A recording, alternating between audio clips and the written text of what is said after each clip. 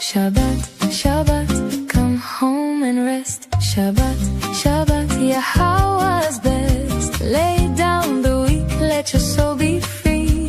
Shabbat, Shabbat, come back to me. 6 days we work, then we bask. We leave the noise to hear Yah's voice. We listen, we learn, we struggle to know. We walk with Yah through the mikray. Shabbat, Shabbat, come home and rest. Shabbat, Shabbat, Yahowah's best. Lay down the weak, let your soul be free. Shabbat, Shabbat, come back to me. Well, welcome to Family Hour. It's my pleasure to be with you. We have a wonderful cast of characters. Kevin, you had your mom there just a moment ago. She's not going to join us for the show. She was just there for quick introduction. She just wanted to drop in and say hi to everybody. Yep. She's gonna watch the show on the couch. So she is more than welcome to participate anytime she wants to. Well, you're okay. You are the son, so she can tell you pretty much anything she needs to say, right? Yeah. It's close. Yeah, we want to sometime get her view on the 19 hours of driving where she got an earful. Right. Oh yeah. We can do that story. So maybe we'll do it on camera. We'll get one of the guys together, Maddie or somebody, and do it on cam. So I love it. Dr. Jeff, how are you, man? You're looking good. Thank you. I appreciate it. It's been a momentous week of revelation, acquisition of knowledge and understanding, a tsunami of bien. Congratulations. Tsunami of bien. It really has been. Yeah, we just finished all of the edit input of 3 volumes of Coming Home, 4, 5, and 6, collectively 2,000 pages of new translations and insights. We've got, I think, a little more fact-checking probably to do before we take them to being published, but it's the only time I ever attempted to write 3 books at one time. That's a hefty tax, I'll tell you. But we have a wonderful team of editors now and fact checkers. JK has been at it now for almost 20 years, and he's marvelous at it. Michelle has joined the chorus in the process, and Mike has been our diligent fact checker really from the beginning, going back 20 years. So the team does a nice job. It's just a bit overwhelming when you're dealing with 2,000 pages as opposed to in the past I always did 1 chapter at a time, and now we did 3 whole volumes at a time. So it was a lot to process, but glad to have it done. And I saw your new digs there, did you? Mr. Kirk. Yeah, that is really, really fine living. Man, there were like 87 different places you could have your studio. Wow. What's amazing is it's probably less expensive than the house you had in Carmel, but it's 10 times the house. No debt. That was the big game. Oh my goodness. But the land is gorgeous. What a beautiful swimming pool and spa that it has. Some of those ceiling treatments, the architectural. It was a beauty. Yeah. Every detail is real in there. Yeah, those details. Wow. Just absolutely gorgeous. Thank you. Yeah, I really, really like it. And I appreciate that, being an architect almost yourself. I appreciate it. And very contemporary looking. It's but yet set in those rugged looking woods and the trees and the rocks and it's just gorgeous. That's what I still get to paint the garage going to Sylvie. Yeah, but it looks like it's a 3-car. It looks like a 3-car garage.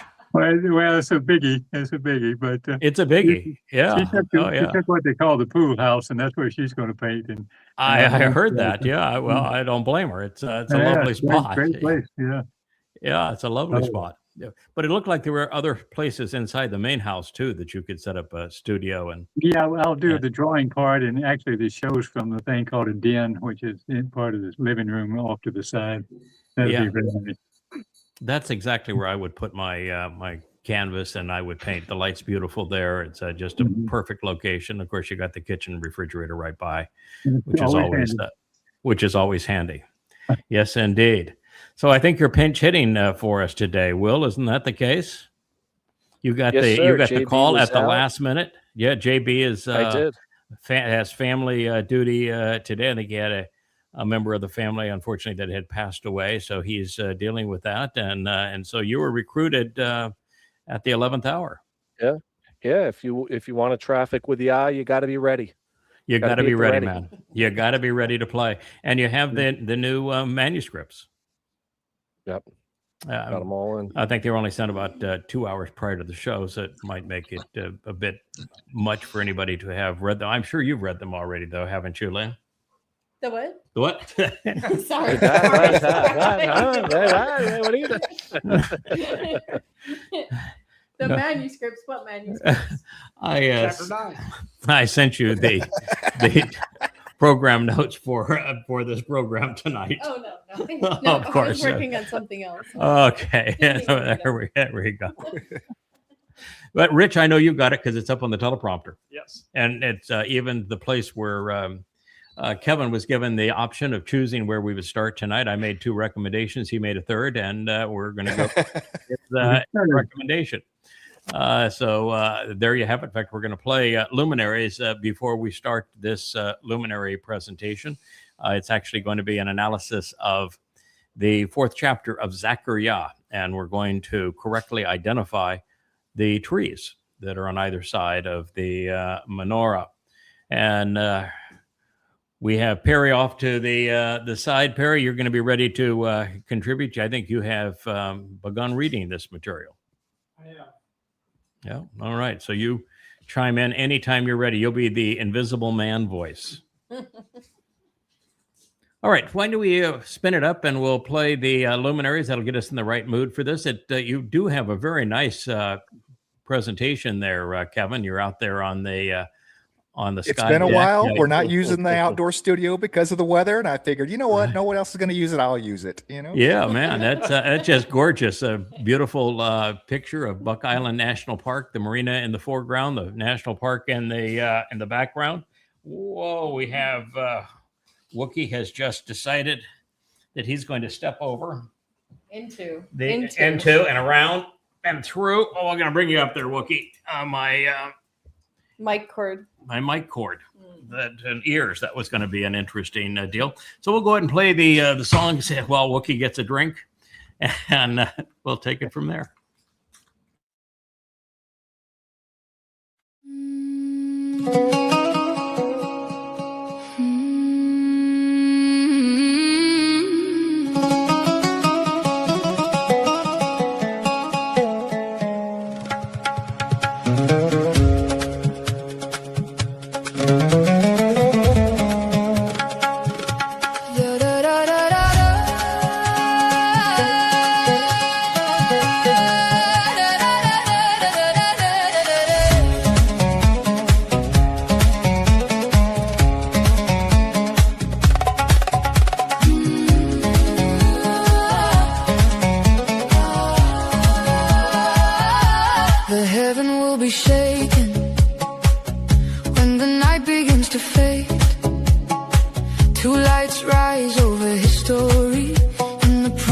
Yahowah made one to lead us out of Babel, one to call us by our name, guiding souls from lies and fog into covenant flame.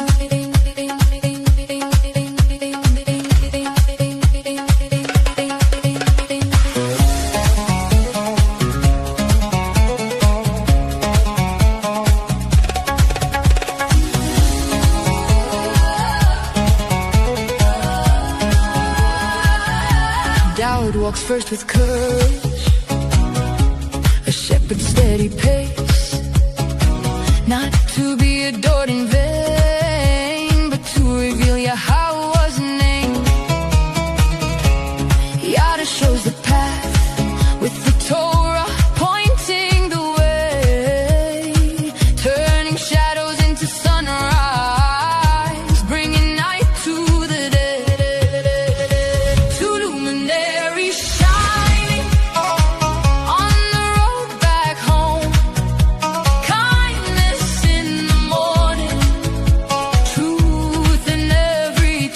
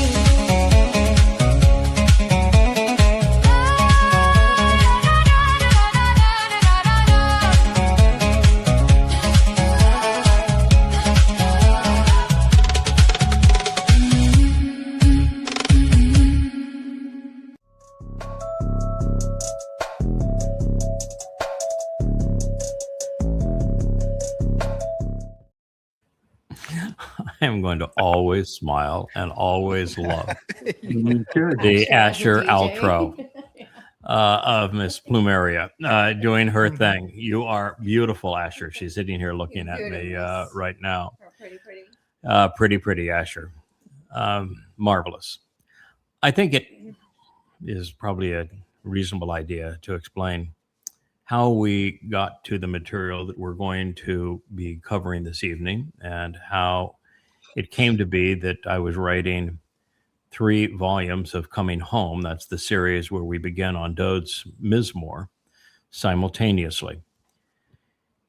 It began when we had the malcontents that had formed a mother goddess cult.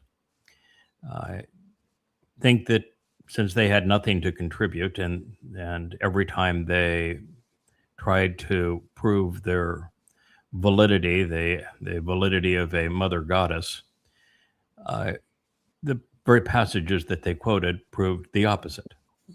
And so Every one of them. since they were always throwing this in our face and hashtagging my name to draw attention to their idiocy, I was always confronted with it. And as we must do, we must defend our credibility. So each time they wrote, and there were upwards of 20 now that they have made these attacks, I've never had to respond. And yet you just heard me said, but I had to respond. Well, what do I mean by that? Well, volume 4 of Coming Home is Yahweh's response. Each time they said something stupid, God says, well, share this. I wrote it for you. Okay, so I wrote it 2,000 or 3,000, 4,000 years ago, but nonetheless, I wrote it specifically for this occasion. You'll find that every detail fits exactly what happened, and it's the perfect answer. So it will be a overriding benefit because you're not only going to have a rebuttal that you don't have to write that comes direct. Hammer He said hog. there were people making an attack, and he is now in doggy defense mode right there. Yes, indeed, on watch. You won't have to even bother with a rebuttal because I'll have provided it for you.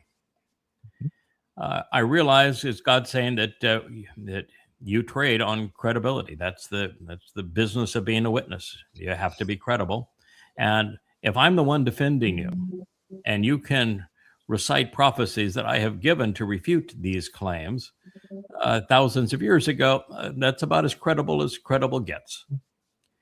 So that'll work just fine for you. And oh, by the way, when you translate these things, not only will you learn something about my view on who is and who isn't covenant and why I want certain people and don't want others, your whole covenant family is going to learn. It's going to be a wonderful educational experience for everybody, even the Wookiee tale. And then there's the other part of it, which is if somebody's going to attack and slander and try to demean what God calls the Nesh, the sign that he is raising, that's the nearly 40 volumes of Yahowah. If somebody's going to do that, then I'm going to stand up for it. And if they're going to try to besmirch the person that I have chosen to awaken my people at this time, then I'm going to reinforce my position with him. And that is largely what Coming Home 4 is. It's titled Bashar Herald, and it covers God's presentation of the person he chose to reveal his message to his people at this time. It's God's endorsement. That's what Coming Home 4 is. Now, Coming Home 5 was quite the experience. It's something that caught us completely off guard. We have long known that there is a reason that religious Jews reject Dowd as the returning Messiah. We know that Christians justify creating a mythical Messiah to replace the actual Messiah, because the actual Messiah did some things that, well, are a little less than perfect. And so we've done a lot covering and positioning Dowd correctly as the actual Messiah, Son of God, chosen one. And we were the first to determine that he's our Savior, having fulfilled Pesach, Matzah, and Mow'edym in 33 CE, as he himself foretold. But the thing that we had not done was deal with his rebellion.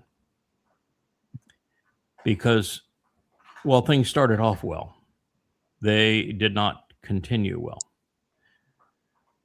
Dowd, as it turns out, was created for a specific purpose. He was Adam in the garden. He was created to be God's beloved son, his firstborn.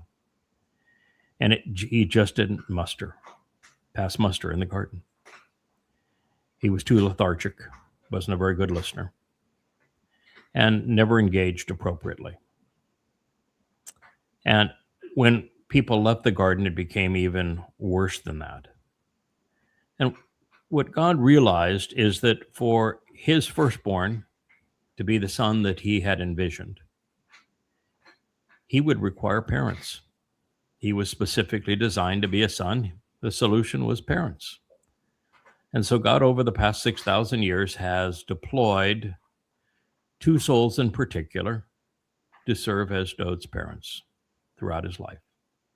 And today we had a discussion over, why was Dowd in the most known life, where he was the shepherd boy at 8 years old who was chosen by Yahweh and anointed as the Messiah, who grew up to become king of Israel, why did he have such crappy birth parents? And he did. Yishai was a jerk. And he had no involvement in his son's life. And his mother, Dowd called a whore, and we don't even know her name. And the reason that God put him in that situation is because he wanted Dowd to be like Israel. He wanted him to trip all over himself and fall. He wanted him to have trouble with women and trouble being a father. And he did. He was a horrible father and a horrible husband. And he made a lot of very poor decisions overall, and finally went into rebellion against God, because God held him to a higher standard than he felt comfortable with. And that's what was really important. God needed to show him that way. And then to show what happens if you deploy parents. And God's favorite parents, far and away, are Noach and his wife, who we know better by the names of Boaz and Ruth. And they served as Dowd's parents. They restored the son's reputation and relationship with his father. It showed that it can be done. It told Israel it can be done. And it was the single most important thing that was ever done. So it's a long story to tell you that Coming Home 5 is based upon a word picture, the last word picture, the 31st mashal. You'll know it as a proverb. And in it, you have a surrogate mother speaking to the Son of God, the King, in a way that no one had ever spoken to him before. Said, it's important that you know who you are. It's important that you understand the kind of son you are. It's important that you knock off the booze. No more wine. You've had too much wine. It's time that you listen and you stop treating women as objects. It's time you had a mother. And she reads him the riot acts, but in a very loving way, saying, you've fallen on your face, son, and I'm here to pick you back up and dust you off and dress you back up. But we got a long way to go. And it was interesting that Dowd had two prophets and a general that were speaking to him, and he didn't listen to anybody. He was just a mess. But he did listen to his mother. But it wasn't enough. He then was confronted by a surrogate father, who is the Baal, the husband of the woman who is the Amma and the Asherah of the 31st word picture. And he is now known as Ethan Hozraki. And he delivers the hammer. And the hammer is second only to the Torah, the greatest piece of literature ever written. It's the 89th Psalm. It tells you exactly who Dowd is, what he will do, what he represents, how God views him, how God intends to use him, how he's going to return. And it resolved the issue. From that point on, and every deployment, every aspects of Dowd's life, what he wrote, what he did, was of a man who lived up to the billing of being the firstborn son of God. When we read that, though, you have to ask the who, the why questions. Who were these people? Who were they? Who is this Amma? And Dowd even says, he tells Yahowah, thank you very much for delivering your Amma. She saved me. She literally says, she saved me. Who is this Ethan Hozraki? How does he relate to Obed-Edom? How does he relate to Boaz? How does he relate to Noach? How does he relate to Chinook? Who is that fellow? And so what it did is it caused a moment of great inquiry. We're saying, all right, we got to figure this out. This is the single most important moment in the 6,000-year story of God. His beloved son went completely AWOL, off the tracks, off the plantation, man. He was gone. And yet he was brought back. And it was husband and wife, mother and father who did this. Who were they? Well, God's pretty good with the connections. He laid on so many connections, our head was spinning. Go ask Ruth. Ruth announces she's the Amma. Ruth announces to Boaz, we're going to deliver the kinsman redeemer. He's the kinsman redeemer. We delivered him back to his father. And we would deliver him as his great-grandparents. And then we'd come back and deliver him as his surrogate parents. And then we'd deliver him again to fulfill Pesach, Matzah, and Bekurim. And then you look at Leah, and that's my wife's name. And Leah says, I'm the Asherah. And it was Leah who said, I'm the Asherah.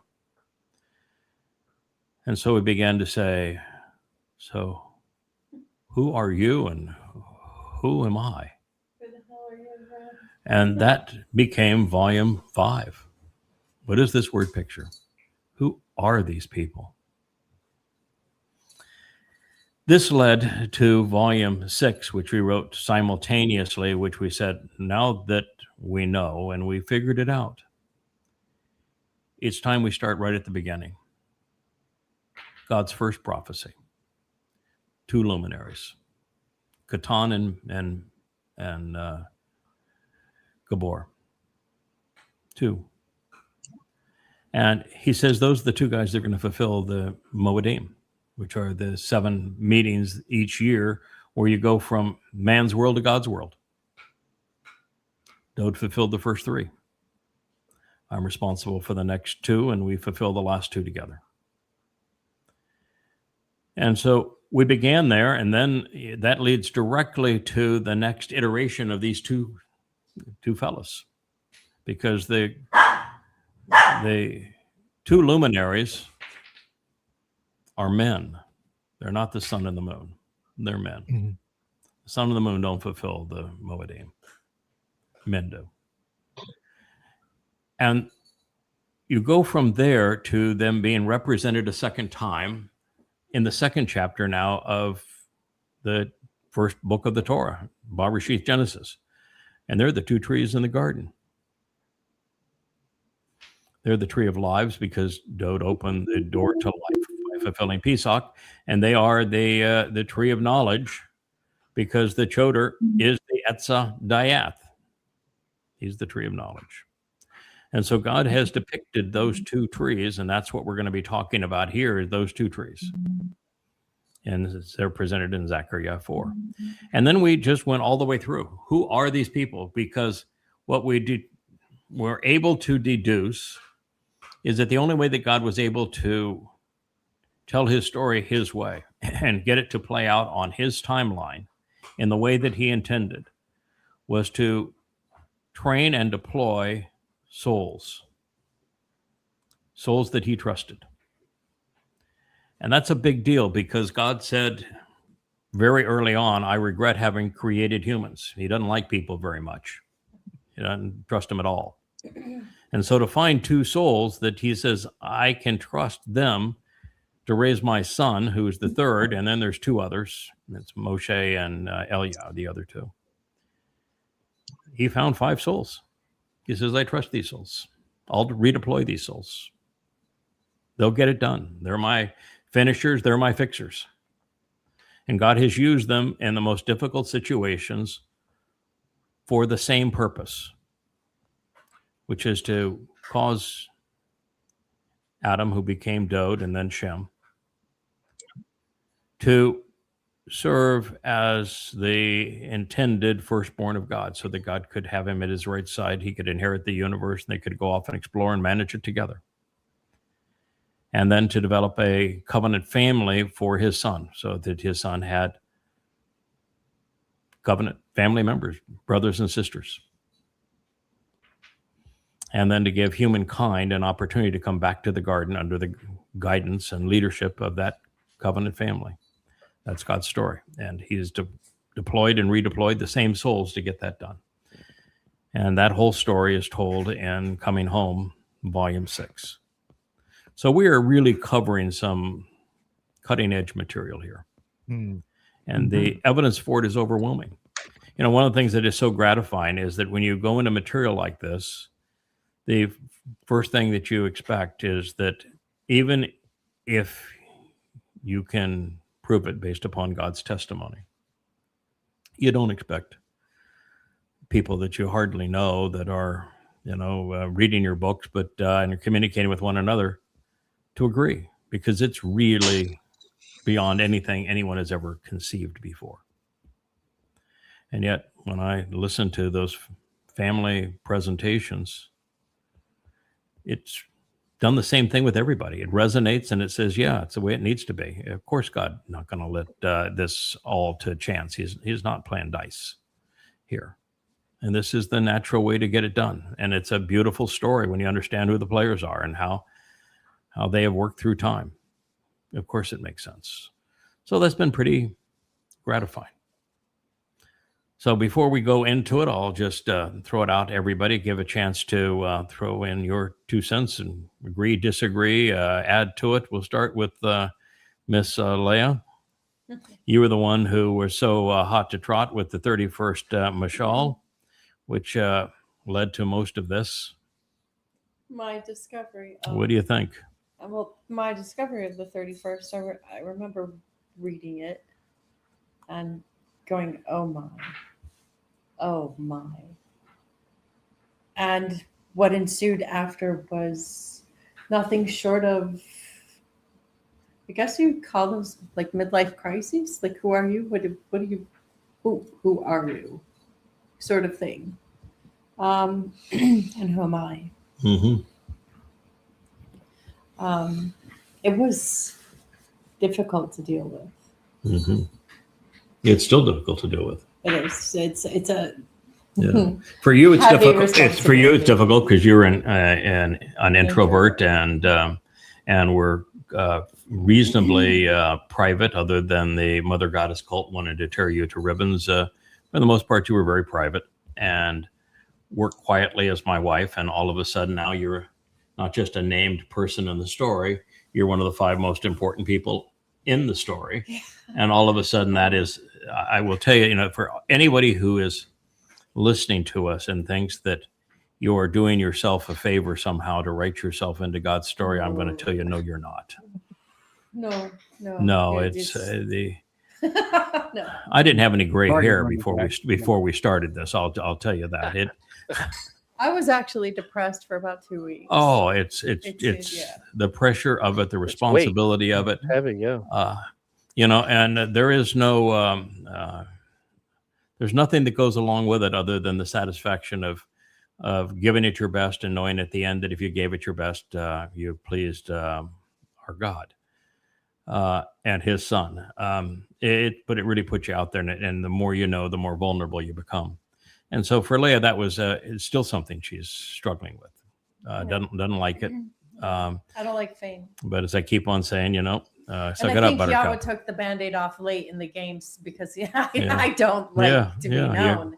You've No, it's true. got to deal with it. Yeah, yes, no, you the just one have to deal thing- with it. The one thing I did recall and still recall and I'm very fond of is being able to see myself through someone else's eyes.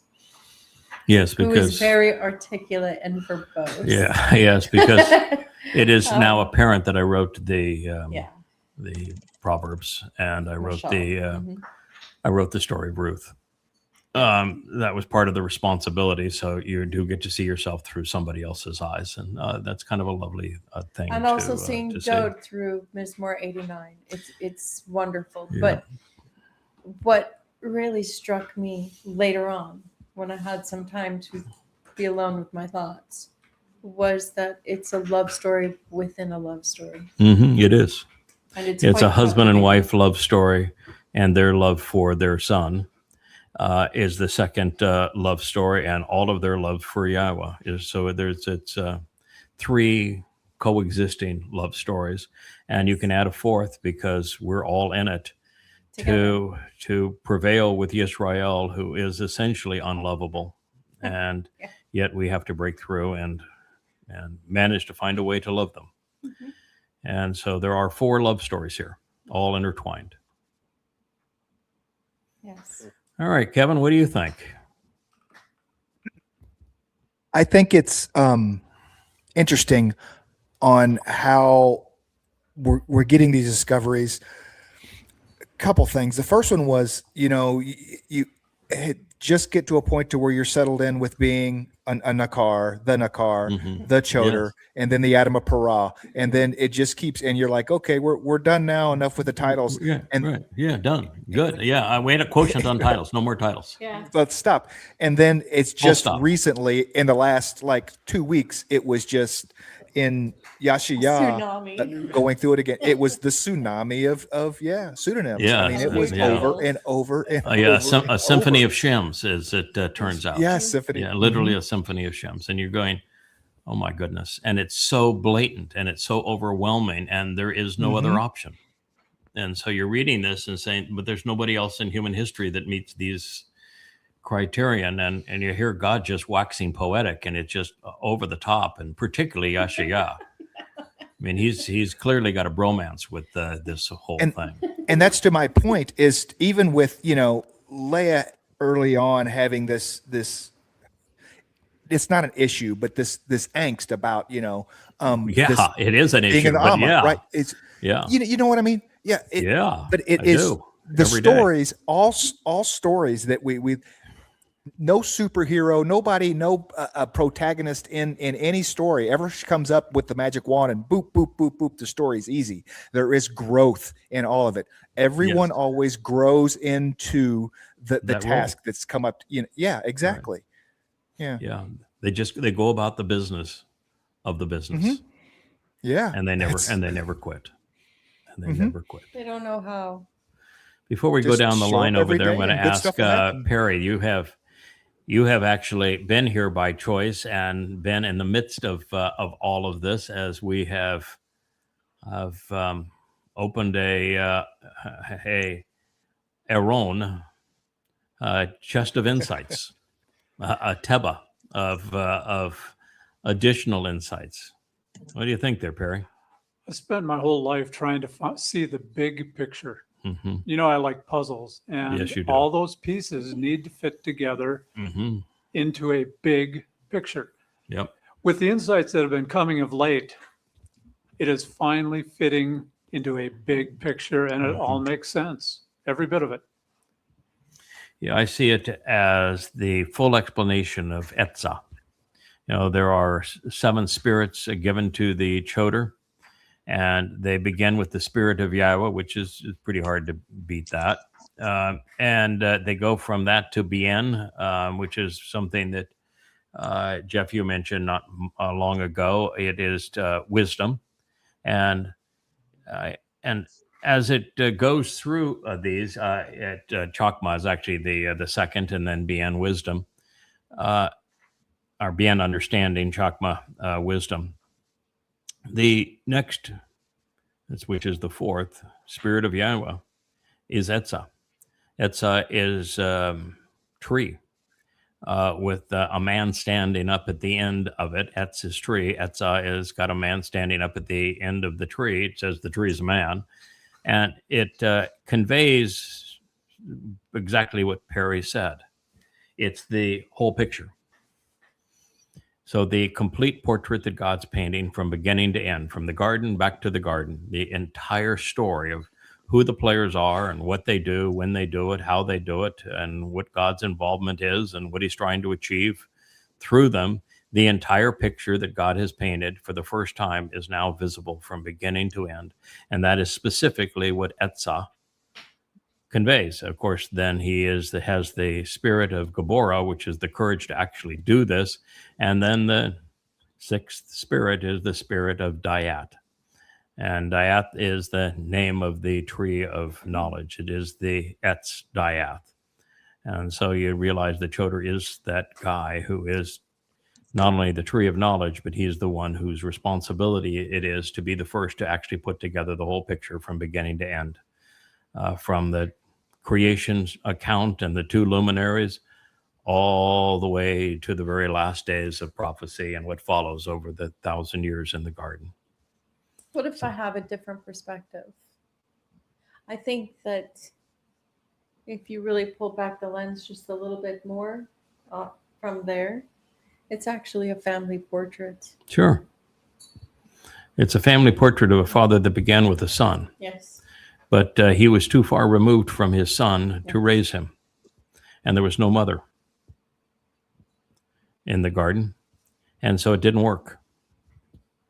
And so Yahowah found a soul that he thought could serve in that purpose. And he was married to a woman that he thought could serve in that purpose. And we just got redeployed for that purpose.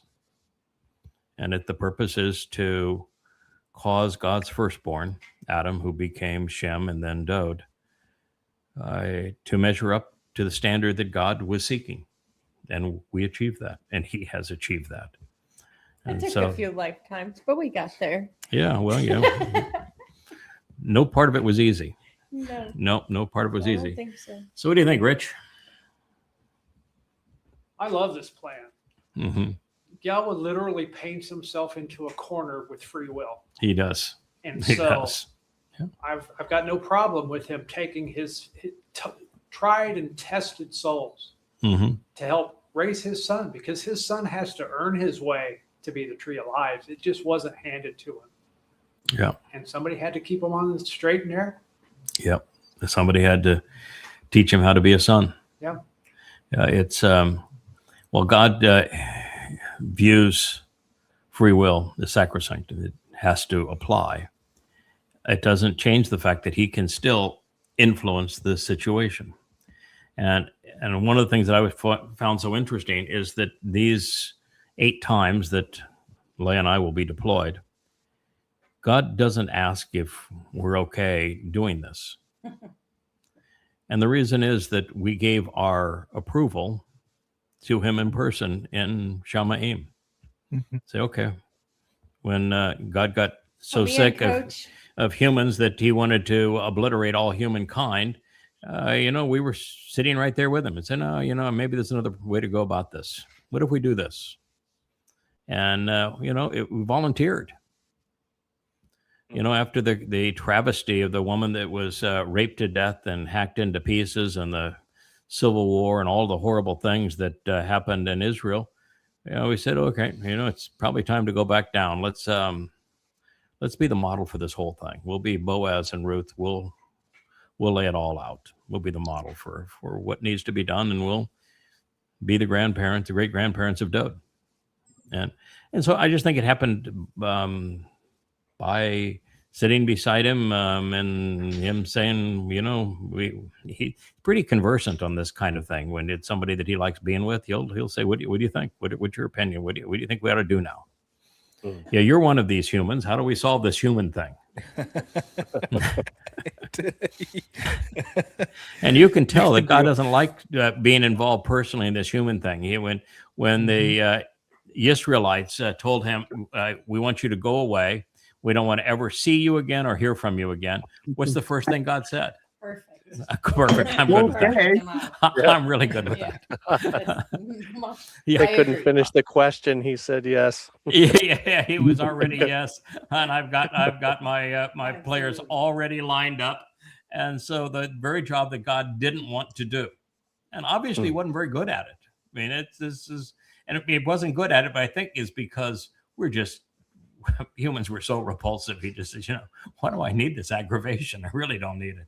If you can deliver a few of them all cleaned up, ready to go, I think this might work. Mm-hmm. And so that's how the plan got repeated. It's the same idea of handing a messy little baby over to a nanny. Same idea. Yeah, exactly. What do you think, Dr. Jeff? What strikes me as so significant is that without the deployment of Boaz and Ruth, Dowd does not fulfill Pesach, Matzah, or Bikurim.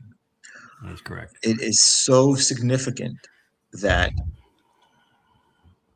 none of us would be here. The world would be over. The universe as we know would not exist. And then this revelation is this last week, where you're described in Yashaya 33 as being Tzedak, Yasha, Gadowl, Zakar'yah. I was totally blown away with the statement in 33, Mizmor 33:12, Asher Hagoy, Asher Elohim Yahowah. Yes.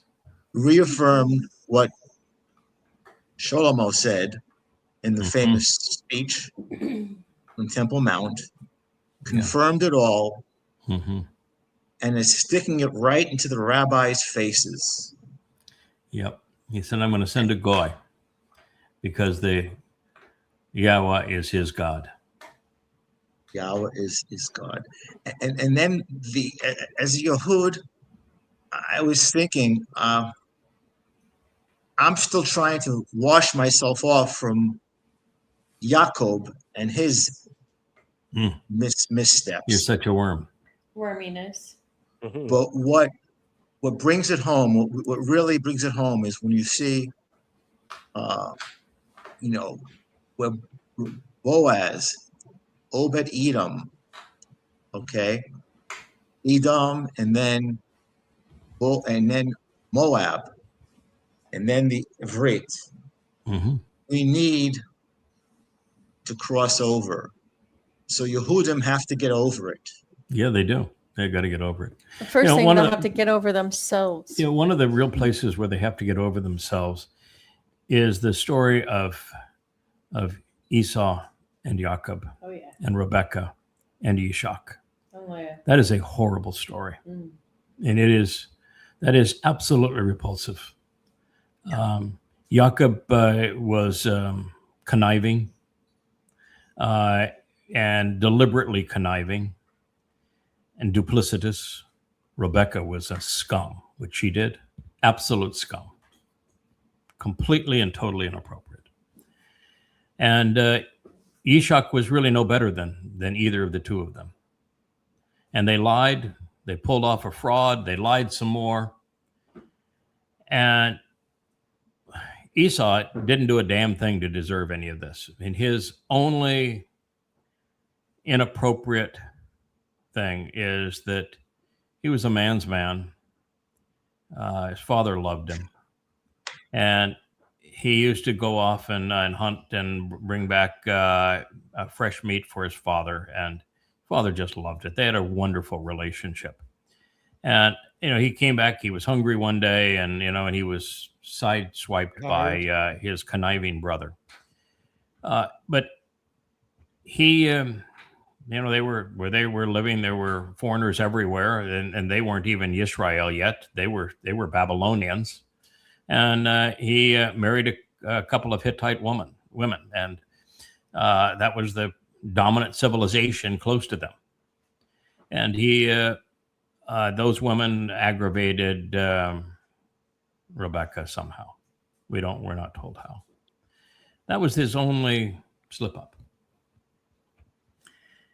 Otherwise, he was absolutely, unequivocally the better of those two boys, and he was the one who deserved the birthright. It was stolen from him. And Yishak was an a-hole in the way that he handled it. And so this idea that Yahweh hated Esau, that doesn't come in that story. There's no indication of that at all in that story. That story is told in Genesis. That story is thousands of years away from when you actually hear Yahweh's assessment, and Yahweh's assessment isn't of the individual. When you open the opening chapter of Malachi, which was written 447 BCE, what you read is God giving an assessment. He is telling Israel, there was once upon a time I loved you. And then you hear Israel respond, well, yeah, how did you love us? Look at all the hell we've gone through. How did you love us? And he says, I loved Jacob, and I didn't. I had resentment issues with Esau. And you say, so does that have anything to do with the Jacob that was such a worm? No. That have anything to do with the Esau that had birthright stolen? No. What it had to do with is what came as a result of both of them. Israel and the affirmation of the covenant, and those who would oppose Israel. And that's what he's talking about there. And he then says to the Israelites, and through Malachi, the last of the prophets, that was then. This is now. You call me a Lord, and yet you show me no respect. If I am to be a father, why am I not loved?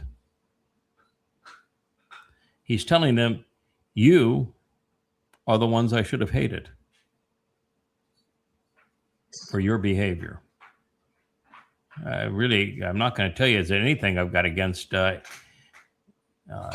Esau now. And I think that's the reason why God rubs it in. When the Aaron Bereth couldn't be successfully moved to Jerusalem, and a nice Jewish boy decided that he was going to intervene, and God had to kill him, and then Dowd had a conniption fit, didn't understand the metaphor. And from that point on, Dowd was never worth a damn, at least until the intervention of his mother and father. He just went further and further down. And so you've got the guy that actually resolves the issue. His name is Obed-Edom, which is a descendant of Esau. And he's the one that successfully relocates the Ark of the Covenant. And what God makes it clear is this Obed-Edom, which is the one who does the work from Edom, and the one who serves Adam, the one who serves man. God makes it really clear that he really, really loves this man and his family. He says, I wanted to emphasize this so that everyone would get the picture. This man from Edom, God loved. And that's why the Ark of the Covenant stayed not someplace protected, in his home. It wasn't in a tent someplace. It was in his home. And God said, I loved it there. And then you find that in Isaiah 53, which is where this Coming Home Volume 4 will lead, to 63, you'll find that the man who saves many, the ultimate savior of the remnant of Israel, is a fellow called the man from Edom, a man who comes from Edom. So I think God's painting a picture here that's pretty clear, that he's going to restore this fractured family by restoring the birthright of Esau. And it's going to take some humble pie by Jacob. Yes. That is why it's being served up that way. That's why when the Jewish boy, which God then renamed as a girl, interfered with his plans, and he decided he was going to hang out with Obed-Edom there for a while. And then God says through his great prophet Isaiah that it's through Obed-Edom and the man from Edom that I'm going to save many. All who are saved in the end are saved through him. Boy, that's God saying, we're coming full circle. I'm going to restore my family by telling my people, why did you call me Lord and give me no respect? Why did you not love me as a father? That is how we're going to resolve this whole thing. So I just think that is a beautiful aspect of this picture. It's amazing, and it's just it just warms me all over to just know that you're going to play the role and you're going to get into this. I know is Shaphat with the Shabbat at your disposal, the heavenly host. Yeah, to do it as necessary. The Choter is twice called a Shaphat. He is the judge of judges in the last days. He is the person through whom God is going to judge the world. And he, in the prelude to that, tells us that the Choter is the one that he is going to put the heavenly host under his command to cleanse the world of the religious and political influences as he turns that man into a flaming sword. So this is God saying, I'm good with this. This is working out exactly the way I wanted it to work out. I'm happy to come back when it's all resolved, when it's all cleaned up. You're going to be my boy when my boy is ready to go, and people to be part of my boy's family when they're all ready to go. And you just keep it up, kid. This is good work. And I always wanted a pet dragon. So okay, there you go. Well, you're going to have your pet dragon as your husband. He breathes fire. Yeah. It is for cool. True. A fire-breathing bull. May not be able to hit a golf ball very straight or very far, but I'm going to breathe fire, Kirk. So what's your conclusions there, Kirk? As I was sitting here, when I listen, I take notes. Obviously, when I look, I like to draw, but when I listen, I take notes. And I wrote a couple of things down about what we started out with. Go where the words lead. Yeah, we did. We agreed that if they totally make sense and it's logical, that we would go there and continue to say that, repeat that and write that if it's supported by facts. And in 20 years, I've done that and been rejected by just about everybody. For sharing it. Except Yahowah and the Covenant Family. I haven't suffered terribly, but I must say, there's a little bit of a touche moment coming, which I will enjoy. But the way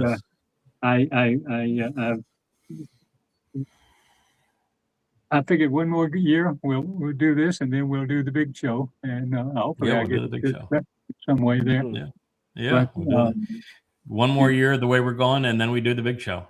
So the answer to your question is every time all these things, even though they're coming out to rapid fire and just on and on and on and exponentially increasing, I go, it doesn't seem to bother me. I thought it would. It only bothered me in the context before is that I was sharing so much with people that were just dead in the head and wouldn't want to listen anyway, that I couldn't figure out how here are the facts, here's what it says. This is on and on and on. And you just feel like you're hitting the wall to the point that you want to quit talking to anybody. Just so I understand what y'all. But that's it. It's not our responsibility to talk anybody into anything. I know. It's just our responsibility to hold people accountable and then to tell the truths to those who are willing to listen. Yeah, well, have the opportunity.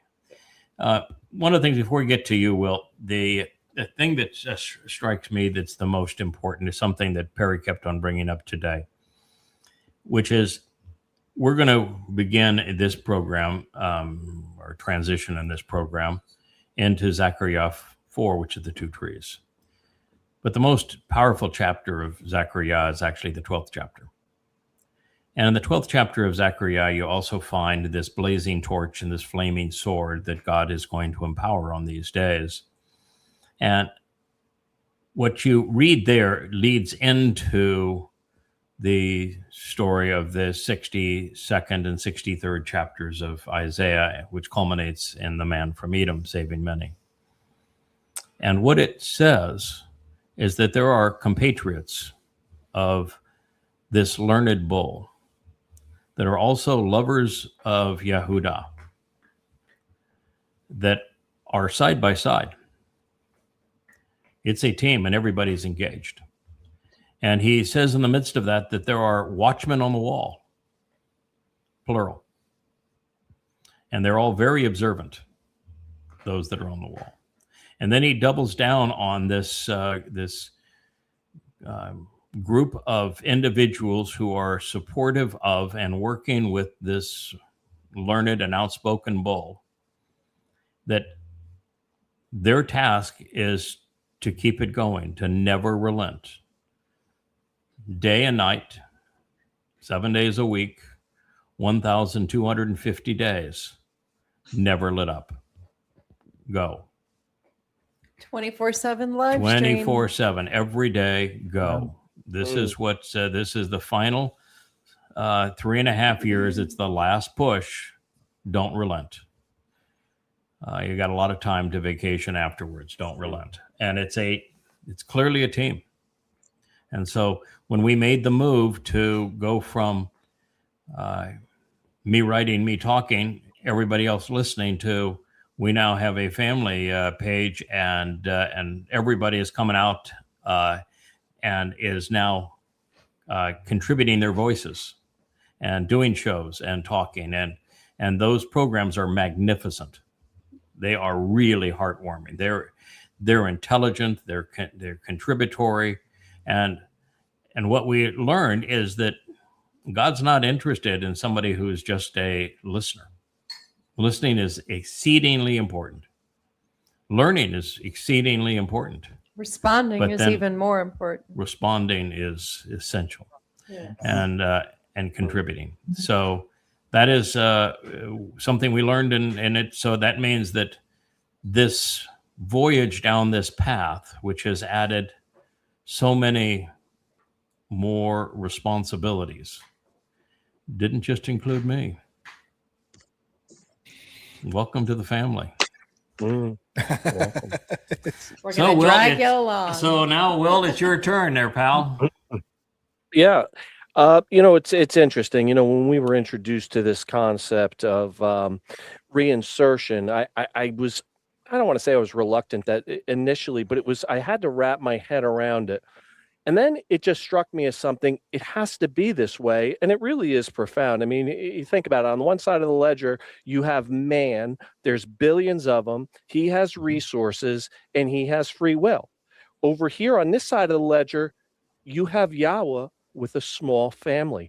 And he is able to overcome all the machinations and malfeasance of religious and political people by the billions with a small family who will respond to him, who will observe his testimony. It is remarkable the power packed in just a handful of responders and a remnant. And their family. You know what I mean? And there's a couple of things that are really important about that. One of them is that God gets what he wants. When God says, I regret creating humans, he does not like humans. We're awful. I mean, humanity is really terrible. Yeah, And Yahowah they're and I just share that. flat out evil.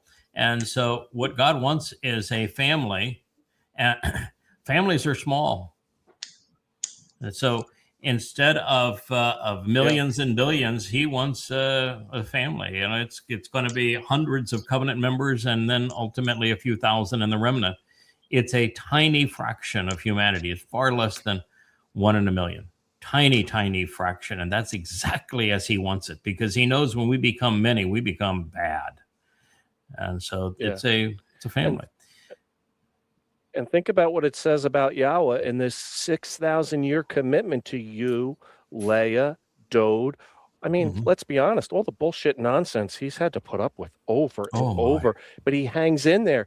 And I don't know where else you can look in the Torah and sort of scrape that about Yahweh's personality. But when you understand reinsertion and how incredibly committed he is to this family, I mean, he's going to go to the mat for the family. I think that that concept of reinsertion points to that so strongly as just another thing about Yahweh's character and who he is. And the thing about reinsertion too is it is so elegant and so simple. Really, it's just incredibly simple. And the thing that you have to get beyond to understand how simple Can we just call it reconstitution, please? Yeah, is that because reconstitution is really not what it is. Because the moment you focus on the physical body, you've lost it. And so Christianity with its bodily resurrection, Islam with its bodily resurrection, Judaism with its body resurrection, there's not a single religious person that's able to understand this, because they think it's their body that is going to be resurrected and live in the heavens. And they have no concept of dimensionality, and that it's our bodies that are the liability, and our bodies have the overall worth of about 3 shekels. Yeah. I mean, there's not 3 shekels worth of minerals or worth in our bodies. They're just useless, and they're limiting, and they keep us on this planet so that we can't even go explore the universe, and we can't be eternal. We can't be empowered. We can't be enriched in these bodies. So the body is the thing that you got to get beyond. And you see that body is something God can create a human body using DNA or insert a soul into the womb of a woman, which he did with Sarah, and even talked about it. He says, this is my greatest miracle. Me choosing how I'm going to insert a soul, where and when of my choosing. That is my greatest miracle. Yeah. And he's on record saying that's what he does. And for him to take a soul, which is an entity that exists in dimensions beyond the 3 we perceive. That's why science can never quantify a soul. They can't measure it. They have no definition for it. They know that no instrumentation that will human calibrate it. that animal consciousness, of which man is an animal, consciousness gives us the ability to observe and respond to our environment, which plants do not have. And they know that the moment the soul is gone, that consciousness is gone, life is gone. But they have no idea what it is, because it's like dark energy and dark matter. It exists in dimensions beyond the 3 that we perceive. They have zero instrumentation to calibrate it. So the ability of God taking something that he conceived, which is a soul, which is in dimensions beyond the 3 that we know, probably 1 less than where God is in the 7th dimension, and for him to take a soul like that and just redeploy it. He can redeploy it in a full-grown adult. He can redeploy it in an avatar. He can redeploy it and enveloped in spirit. He can redeploy it as a baby. He can redeploy it any way he wishes to do it. And it's easy for him to do. Yeah. The only thing that would be hard for him to do, and I think it's actually impossible, is I don't think he can send a soul back in time. The whole thing has to play out along the timeline. There are no redos. If we screwed up at any step along the way, there is no redo. You can't reboot. So you have to rely on the fact that the souls that you deploy are going to get her done, because they cannot go back in time and say, I screwed that up. Can I have another shot at that one? So it's actually exceedingly easy for God to do it. It makes total sense for him to do it. And for him not to do it, he would have to be a lot less than he is. And what you end up with is then the biggie. I think is the biggest of all. It's not just bringing these two souls back to support his fallen son when his son really lost it, and to restore that relationship, which I think was the single most important moment, because as you said, Dr. Jeff, if we don't get that done, then Dowd does not fulfill Pesach, Matzah, and Mow'edym. And the Mow'edym go unfulfilled, prophecies begin to unravel. And at that point, there can be no Shabuah or Teruah harvest. There can be no Kippurim return. There is no entry into the garden on Sukkah. The whole thing's gone. Yahweh was never known again by name. The covenant conditions are never considered again. There's no purpose to the Moed Mikre. They're never fulfilled. They accomplish nothing. And so it's all over if we don't prevail and getting Dowd turned around, which is why that you read the beauty of the last word picture, the 31st Mashal, and the 89th Mizmor, the 89th Psalm, which is the greatest piece of literature other than the Torah. And it's why we have focused on those things.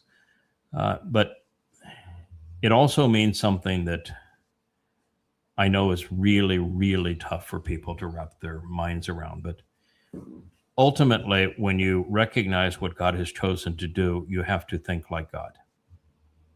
And then you realize, okay, so we salvaged his relationship with his son. He wrote all the Mizmor. He was ready to go. He had prophetically seen what was going to happen to him on Passover with crucifixion. He had prophetically written about what was going to happen when he went into Sheol, hell, carrying our guilt. He knew how Bikurim was going to play out.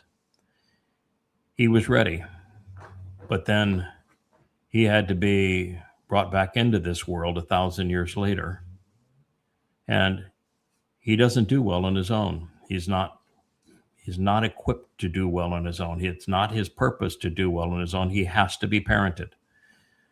And so that means that Yahweh had to bring Ruth and Boaz back. And they served as his parents. And they raised him in Bethlehem, just outside of his city, under Roman occupation. And it means that the story that Paul counterfeited to create the Christian New Testament, that much of it actually happened, but not under the names that Paul wrote. But there really was a child whose name was Emmanuel, who was born in Bethlehem in 1 BCE. And he did have real parents, although there was no immaculate conception. Ew. We had sex. We had sex, just like Ruth and Boaz. That's right, kids. Yeah. The old-fashioned way. The old-fashioned way. It's the best. And It's even fun. But okay, so that's fun. But then it gets to be really serious, because you've got to raise a son such that he's prepared to be crucified and go into hell. By Romans. And then you had to convince the Romans that this man was such a threat, your son was such a threat, that the Romans needed to crucify him. And now, Dowd was really that threat, because he really was king of Israel. He really was the Messiah. He really was and is the chosen one of God. He is the very Son of God. He had all the credentials that would cause Rome to go nuts. And so By Roman law, if you proclaim yourself a king in a vassal state, it's instant death. And he was all those things. Jesus was, of course, didn't even exist. So he was none of those things. Dowd was all of those things. And so we had to convince Rome to crucify her son. But you come to know God, and the way that he came up with this plan, he is never going to leave his son alone. Never again. Which means we didn't leave him on Passover. Yeah. We didn't leave him when it was time to fulfill matzah and go into Sheol.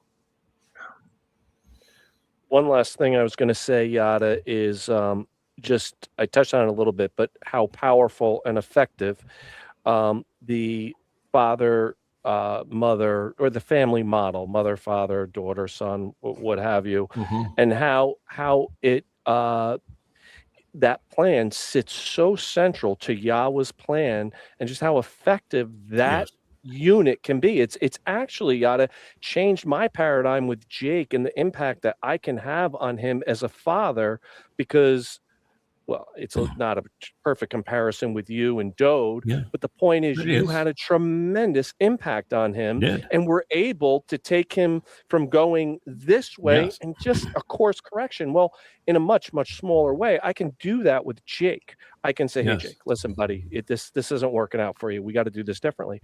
And but that model is meant to be effective and work, and it does. And it worked on the biggest stage imaginable. Yes. Exactly, and still give him the freedom to fail. Give him the encouragement to try. Give him support. Give him love, but provide him with guidance so that. And kick him in the shins when he does bad stuff. Yeah, so it's you got to be very real as parents. It's a very real thing, and a lot of it is by example. So when we're telling Dowd, this is who you are, and this is what you're going to do in your next life. And, oh, by the way, you know, we witnessed it on that walk to Moriah with Abraham and Yishak. You know, I told you that was all about you. You were going to be that Passover lamb. That's what that story was all about. When God says, no, I'll provide the lamb, that's what he was talking about. It's you. You're right, we've had this talk before. But, you know, son, we're not going to let you do this alone. We'll be there with you every step of the way. I'll be crucified right beside you. I'll go into hell with you. And then to restore your reputation, because you know it's going to be ripped from you by the religious, your people are going to create 3 religions that are going to destroy your reputation. I'll come back and I'll restore what they took from you. And then ultimately, I'll get you the family that you are looking for, and I'll go through it again. I'll be sacrificed another time for you. So it's the living example of love. It's not just the words. Yeah, that's right. And I think that resonated with him. You know, if you'll do that for me, it's least I can do is do my part. And he did. And he earned his position of respect. But knowing what we know, even though he has now earned his full ticket to be Elyon, the essence of God in our presence, there's no reason for God to change. All right? His son works best, performs best, is happiest, most fulfilled in his relationship with Yahweh when he has parenting. You know, I think we'll be Mr. and Mrs. Mama and Daddy Dowd for a long time. I think that's it. I find it curious that your new insights and everything you've come up with the last 12 months isn't for the general public. No, it isn't. It's for the children in that car. Yeah, it is. Yeah. It's for us to know. You know, it's funny that you say that, Rich, because I was thinking about this week, you know, going over Psalm 119, Dowd says, you know, my travels have been for the family. And I remember when we first got into all this, I pictured this big outreach, right? And I just pictured people coming left and right, and we're you know, acclimating people and introducing them. And yet none of this was outreach. Now, at some point, all this stuff's going to be part of the banner, and it's going to be used to teach the remnant. But for right now, this is about the family. All this teaching that's being put, it's your travels, Yada, are for the family right now. They are. You're about the family right now, and the family's about the family. You know, responding. And the family is far more substantial than what we had previously perceived. That is the one thing that the family page and these independent blogs are demonstrating, is the family has greater breadth and depth than anything we previously perceived. Yeah. And, you know, the time we spent, you know, trying to get people in wasn't lost time. We learned what we needed to learn by doing that. which makes us better family members. Correct. Also gave us thicker skin because what we're in for, Yes. Yehuda can be some nasty people.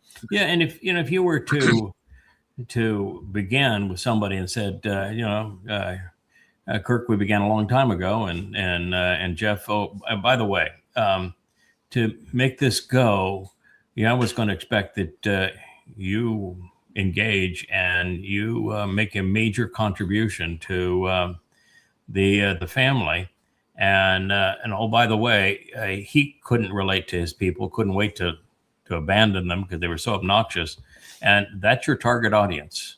Good luck with it. No one has ever been successful with them. So step right up. That's your target audience. How would you have said, "Oh yeah, that sounds like really a lot of fun"? Sign me up for that.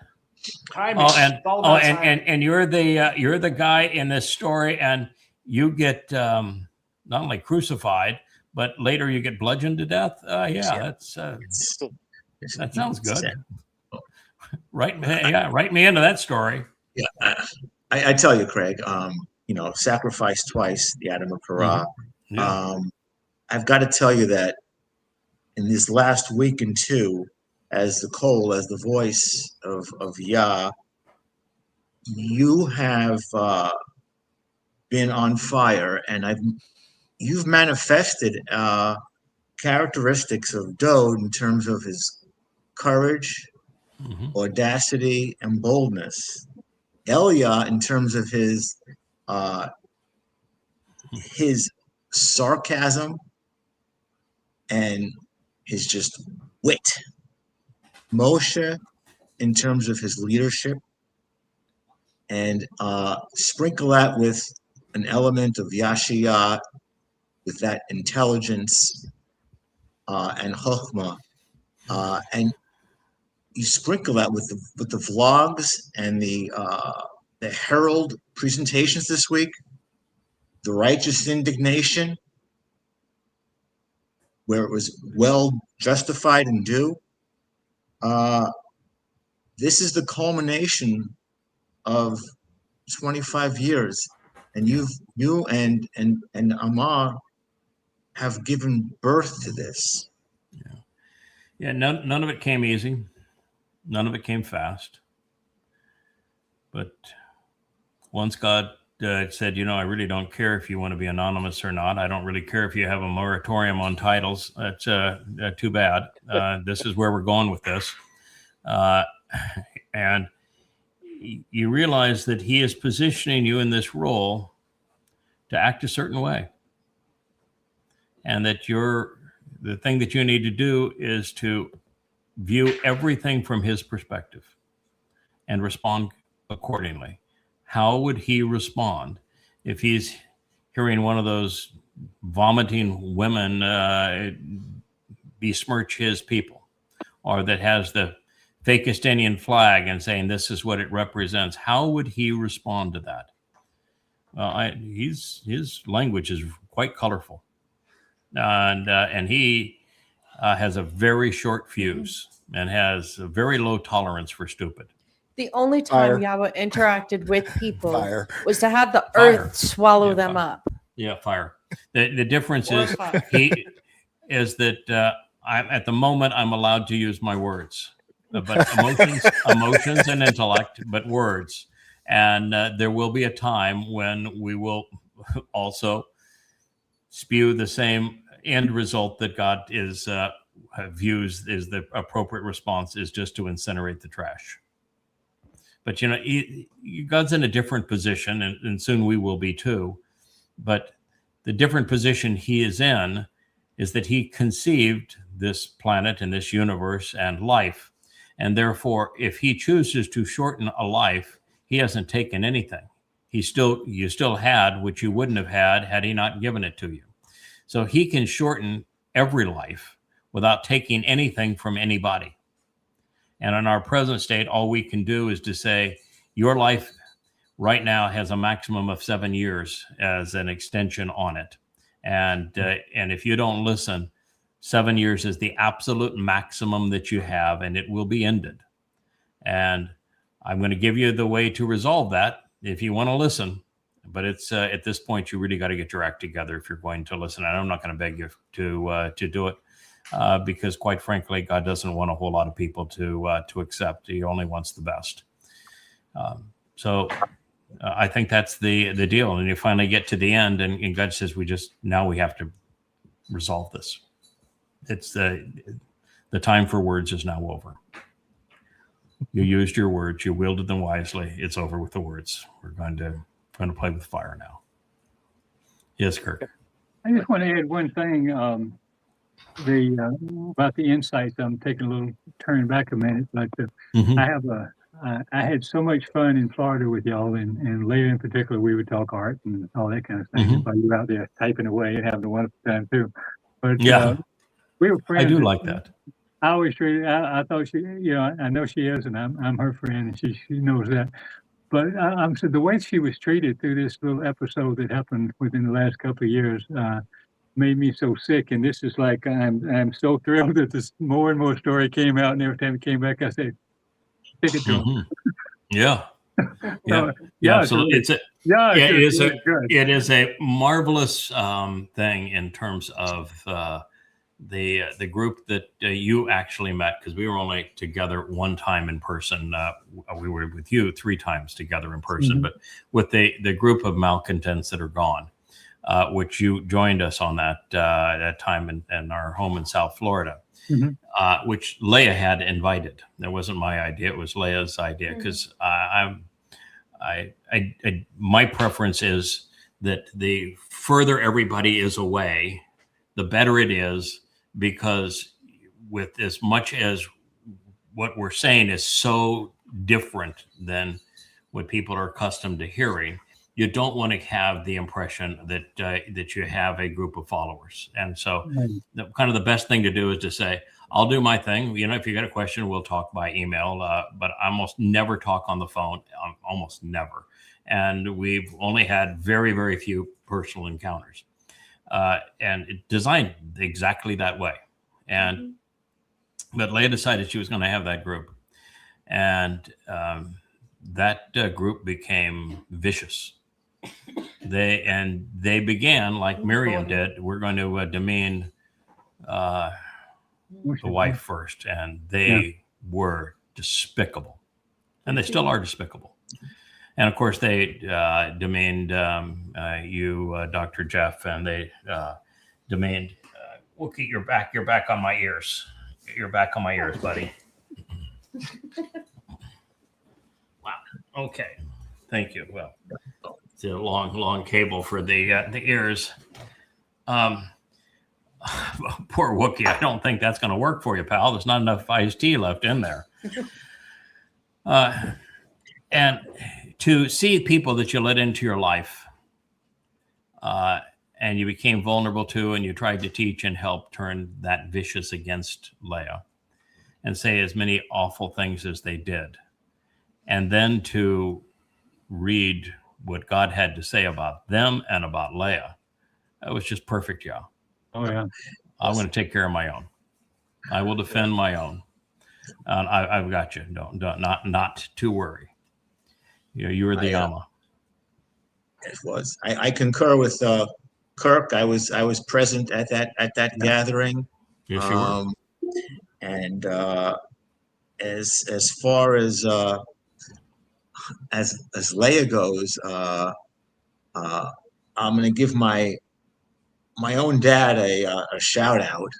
He was prescient because he met Leah, and after his initial meeting with Leah, he basically said, "Listen to Leah," and he's been saying it ever since. Yes. And he was. Your dad's a good judge of character. Yeah. He was right about her. Absolutely. Absolutely. Well, you drove me up to see Harold and his mom. Yeah, that was fun. Yeah, Yes. Harold and I get along great. Yeah. Oh, Harold's marvelous, and so it's been a family affair. Yeah. Ever since. But yeah, that is the whole point of it. All right, so that we do what I want to make certain that I comply with Kevin's wishes. Without Kevin, the whole thing falls apart. So gotta be up in flames. Gotta pay attention. Yeah, I got to pay attention to the co-host of the vlog on the vlog, and also the guy that puts together the family vlog, and probably the person my wife talks to almost as much as she does to me, Rich, and Perry. Well, yeah, one of the most challenging prophecies for a long time to interpret has been Zakar'yah 4. Which is why I think Kevin wanted us to go there. And based upon the prophet's assessment, it is apparent that Zakar'yah did not understand it at the time either. And, I didn't really understand it until quite recently. Because the natural inclination, and if you were even to do a search on this, it would tell you that these two trees are the two witnesses and that Elia is one of them. And that's what I wrote initially, because that's what I thought it was talking about too. But live and learn. God's got two trees, and those two trees are essential to God's story.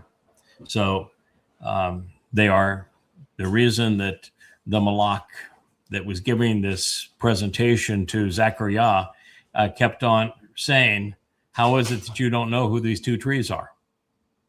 Because it's not complicated. They really are two trees. And so after you understand how the picture fits together, you say, oh, yeah, come on, Zakar'yah. They are really two trees. These two trees are the two most important men in God's story. Anyway, it's based on the prophet's assessment. He didn't get it at the time either. And by design, sometimes God conveys messages that are well beyond the capacity of the original audience to process, even though he gave you all the information necessary to do so. After all, the two trees are standing on either side of a menorah, and the opening prophecy is, I got two fellas, and they're on. They are the Mayoreth. They're the two luminaries, and these guys are standing on either side of the menorah. And then he goes into the next story, and there's two trees, and now you got the two trees standing on other side of the luminary. It really ought not have been all that difficult to figure out, right? God said, I started with this. You ought to come on. You ought to get it by now.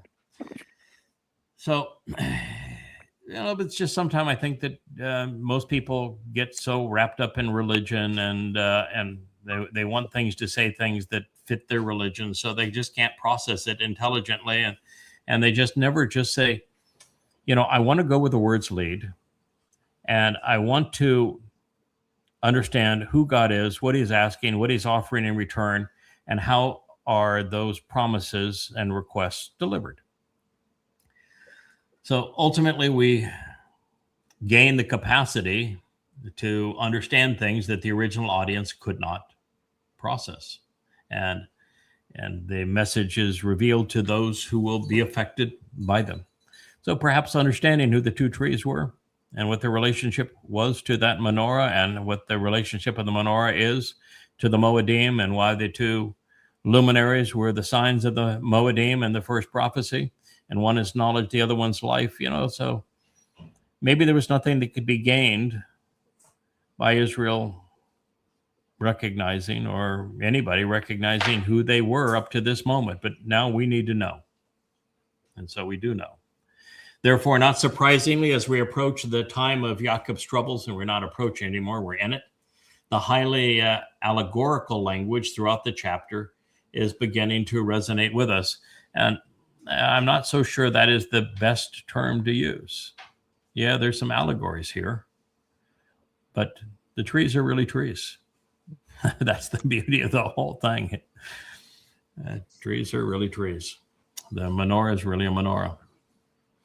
The Malak messenger guiding Zakar'yah through the process was deliberately being, I wrote evasive. He wasn't being so much evasive as he was matter of fact, and he wasn't giving Zakar'yah any slack, because Zakar'yah was a bright man who Yahowah spoke through. And so he was saying, you ought to figure this out. You've obviously studied the Torah. You don't even have to get past the second chapter of the Torah. And the answer is right there. So he just kept on hammering Zakar'yah. You really need to figure this out. You should know the answer here. And so he wanted Zakar'yah to process what he was witnessing and then make the connections between these various symbols that he was presented to deduce their import, their intent, and their identity. And that's what God wants all of us to do. He wants to say, I'm going to give you the clues. I'm going to give you the pieces of the puzzle. I'm going to tell you what you need to know. You put these pieces together so that you go from knowing to understanding. And then you know who I am, who you are, and how we get together. But you got to participate in this. I'm just not going to dump it and say, here's the answer to everything. I want you to think it through. Just like we came up with the 4 reasons why Abraham, Sarah, Yishak, Rebecca, Rachel, and Jacob were not the nicest people in the world. And we came up with the 4 reasons why that was so. That's what he wants us to do, is to think it through. Now, adding to this challenge of resolving the enigma, the Inquisitor had deliberately just awakened his pupil from his sleep. Well, that's symbolic of where Israel is and the world is, right? Which is also germane to the prophecy, because this is currently where we find Israel today. So it begins. Are you ready for this, Kevin? You Ready. dialed it up. I've You been- dialed it up, buddy. Then the heavenly... Yeah, Kevin actually has the toughest job of all, being my co-host 5 days a week for 2 hours on the vlog, which I don't take stupid well. And so we have all these people doing and saying stupid stuff. And I'm usually pretty intellectual in my responses, but really stupid stuff that's contrary to God's people, I get angry. And so, that is a tough job, my friend. Then the heavenly messenger, the Malach, the spiritual being, returned, who had spoken to me, and he roused me in a way that it could be compared to an individual being awakened from his sleep. Zakar'yah, remember Yahowah. The 4th chapter, the 1st statement. Duly noted, Zakar'yah, like all Israelis throughout their history, was not fully awake when the messenger arrived. And without further ado, he was shown a menorah, not unlike the more contemporary interpretations that, presently adorns our set. Well, actually, it's over this shoulder here, right? Everything is reversed on screen, so it's over this shoulder. It's spinning behind me. You can also see it right over. That would have to be on this side over here. There we go. There's there we go. There the menorah. The reason that's so difficult is that it's I'm looking at a screen that actually projects everything the opposite of the way that I see it. I should be better at this. I've done 1,000 hours of it now, so I actually should be better at it. But you're learning on the job. I thought I was signing up to be a writer. I'll give you some pointers later on. Okay, thank you. Give you some pointers later on. Yeah, I appreciate that. Oh my goodness. So Wookie just laid down on the keyboard of the teleprompter to take us down multiple pages. Thank you very much, Wookie. So here we are. We now know what specifically is being shown to him, and so here you have the menorah, and then he says, and he asked me, "What do you see?" Isn't that what we all should ponder? I'm constantly telling the fellas here in Leah as we meet for we have 2 meals a day here, a breakfast and a lunch, and every time we sit down, I'm saying these are the questions I'm trying to resolve now. For me, it's always want to know why. What's the reason why this is happening? Why was it done this way? Why was the story told this way? And even in the details of the story, what's the reason for them being this way? So he asked him, "What do you see?" That's the right question. What do you see? I replied using the perception of sight, and he said, "Behold, I see a menorah, and it's comprised entirely of gold." Now, he saw a menorah. Do you think the fact that it was gold mattered? Other than that color is kind of the color of flames of fire. So God's trying to say, I'm trying to convey this illumination to you. It's a very warm color. It's something highly valued by men. Maybe there's a few metaphors of that nature, but the answer would have been quite simple. I see a menorah. Right? Mm-hmm. Because what is God's logo? Menorah. Manowrah. That is God's logo. That is God's brand. It is the menorah. So here he was looking at God's symbol, God's brand, the menorah. It was being revealed first and foremost above everything else. That's God's first and foremost symbol. There you go. You want to know how you are Right at the to top. brand yourself when you're speaking for Yah. When we had the malcontents go off and do their thing, we had branded everything under a lion, as in the Lion of Judah.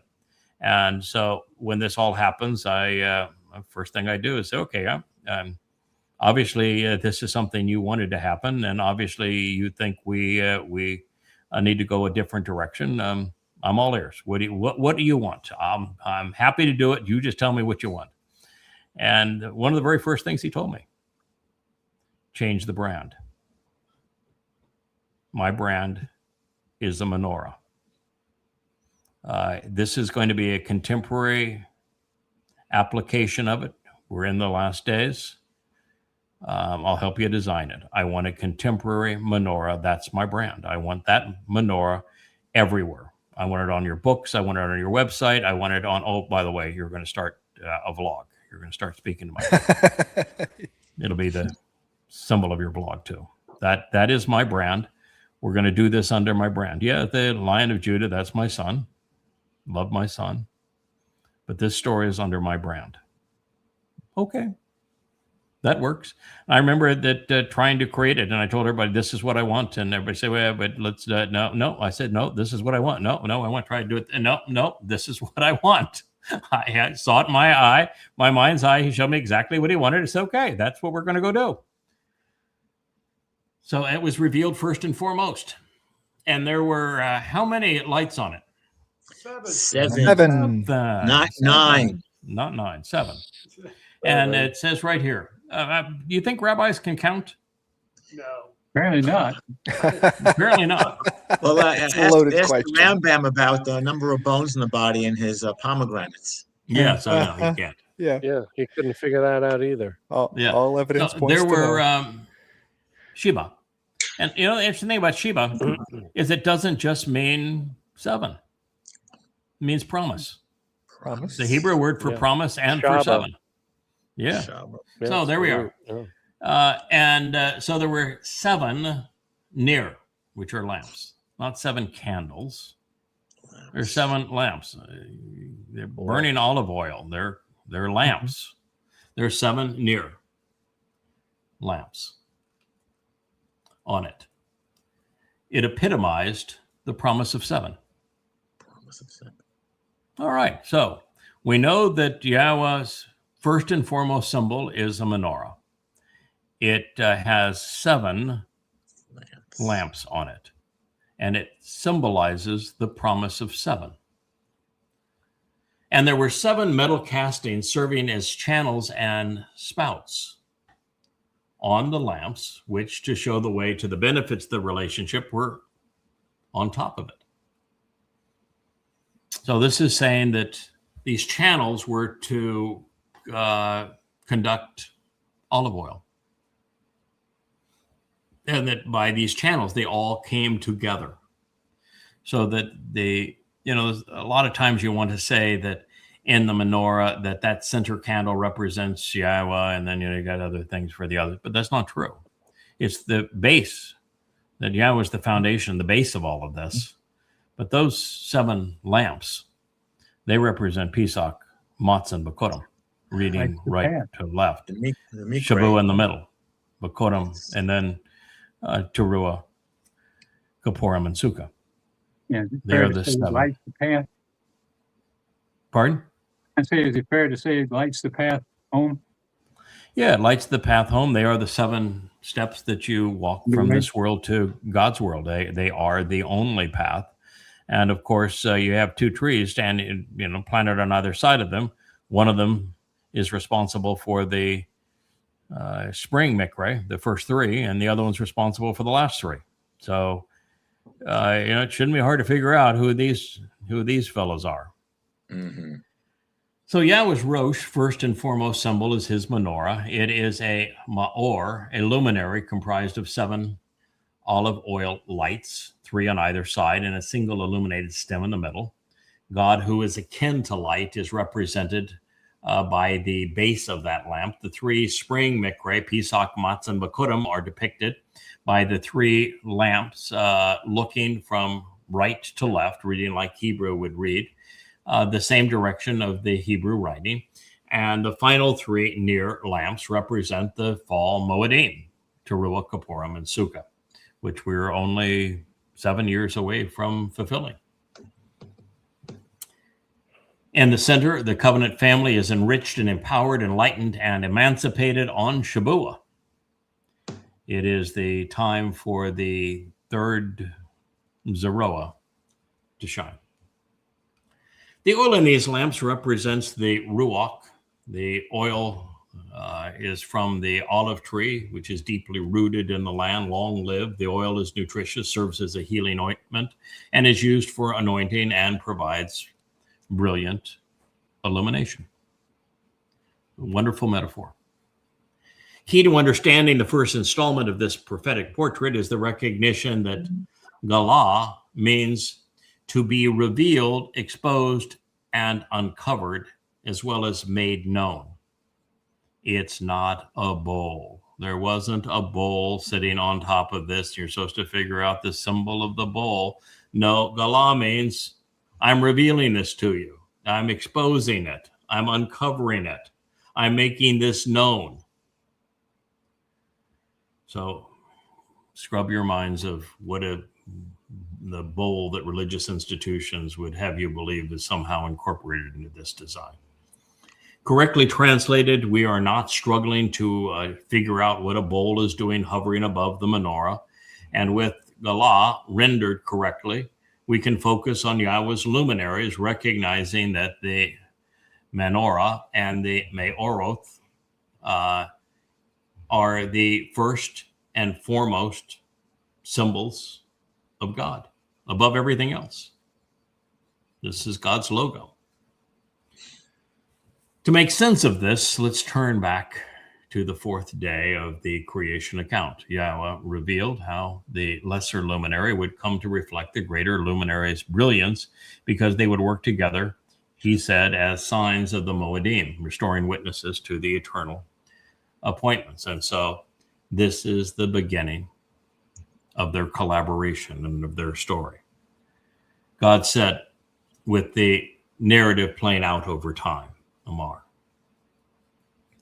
there will be Me'oroth, luminaries to ponder the implications of light in the expanse of the heavens, to understand the separation between the time of light as it is distinct from the darkness of night, the time of deprivation of illumination and ensuing ignorance that we're still in today.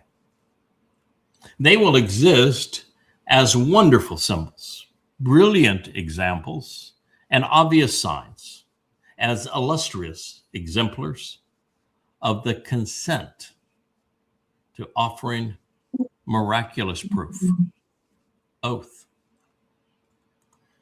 For the Mow'edym, the appointed meeting times for the restoring witnesses to the eternal testimony, as well as for days and for years, setting up the very calendar of God. Bereshith, Genesis 1:14. This is in the middle of the creation account. This is the 4th day of the creation account. And you notice nothing is created and there's no mention of the sun or the moon. They're luminaries for the purpose of serving as the signs for the Mow'edym. and to establish God's calendar.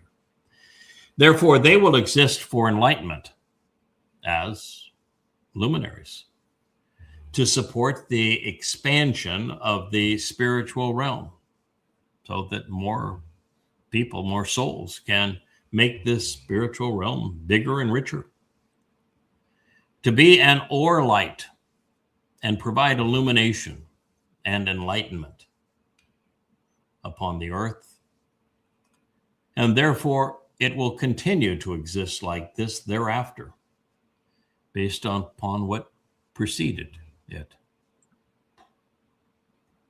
Bereshith, Genesis 1:15. That is to say to suggest something that I've not come to fully embrace yet. They're still toying with the idea of how old are we really? And therefore it will continue to exist like this thereafter based upon what preceded it. This is the fourth day of creation. We are 3 billion years distant from Adam being placed in the garden. And it certainly sounds like God has got these two luminaries are already part of the family. That they are included in this story, and they already exist. Now, I'm not going there yet. I'm just telling you that's the best explanation I would have for this statement. I'm going there. Yeah, I know. Rich has been there first. Rich has been there. It was my question that drove all the Christians crazy. Why is it plural? Why is it plural? Yeah, that's what Rich would be. He's been there from the beginning. I'm still dealing with it. I don't know. I'm not sure. Yeah, I'm not really sure it matters.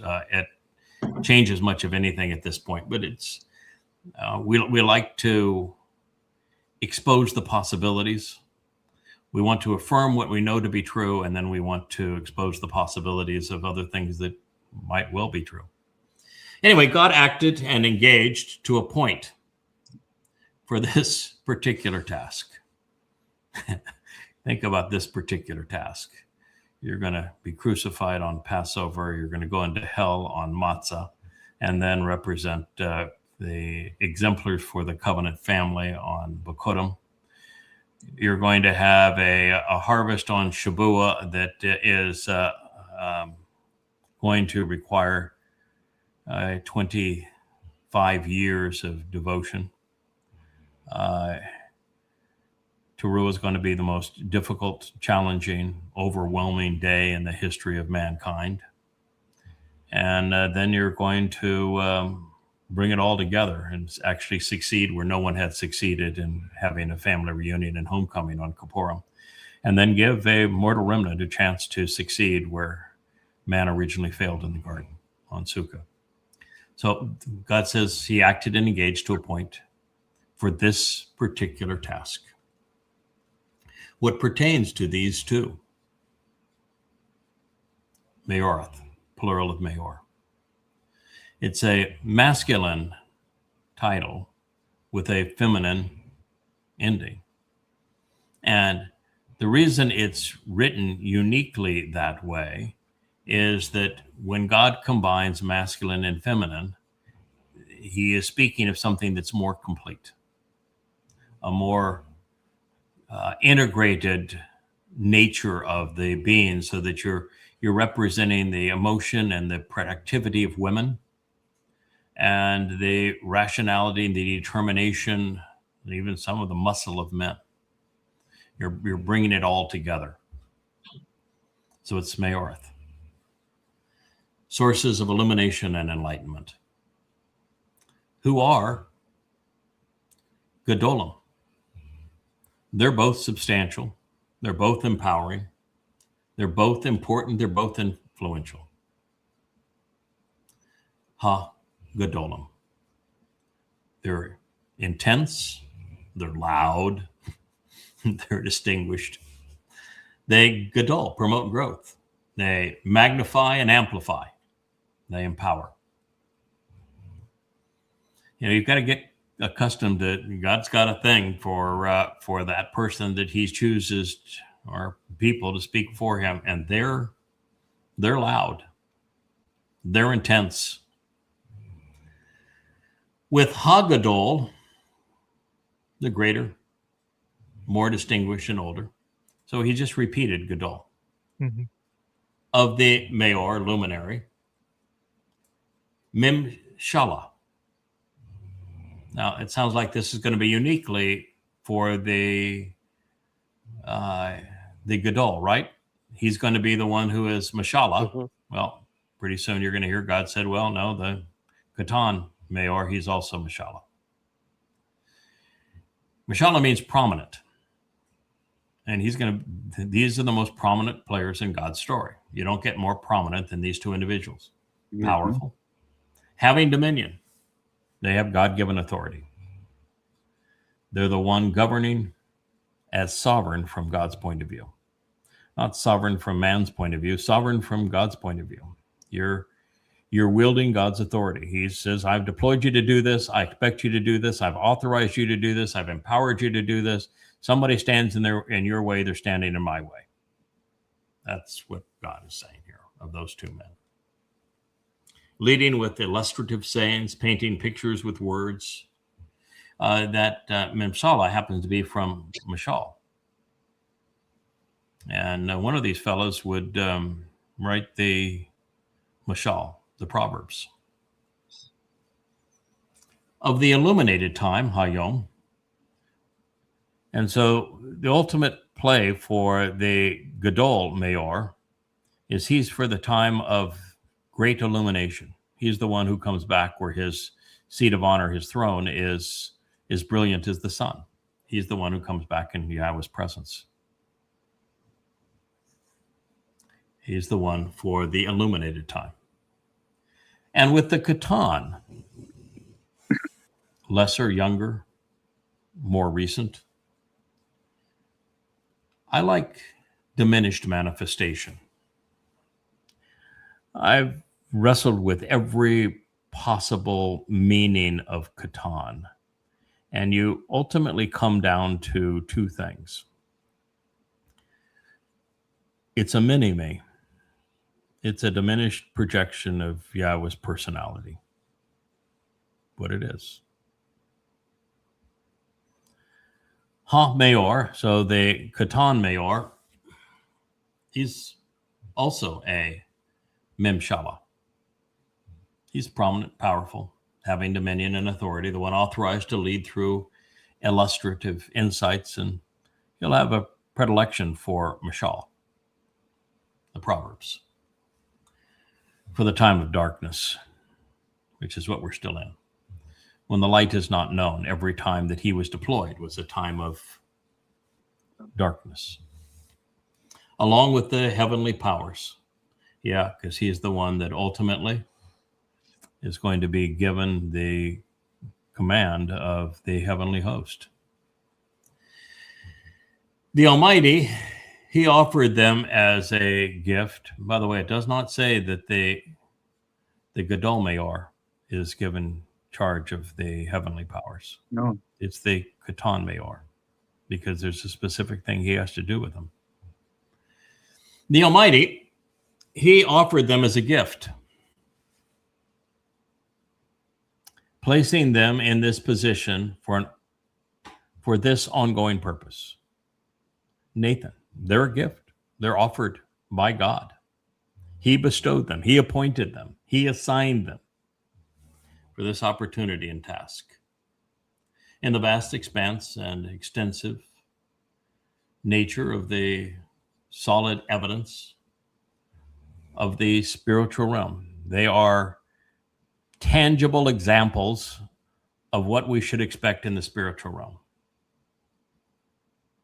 You want to know what God wants with the covenant family?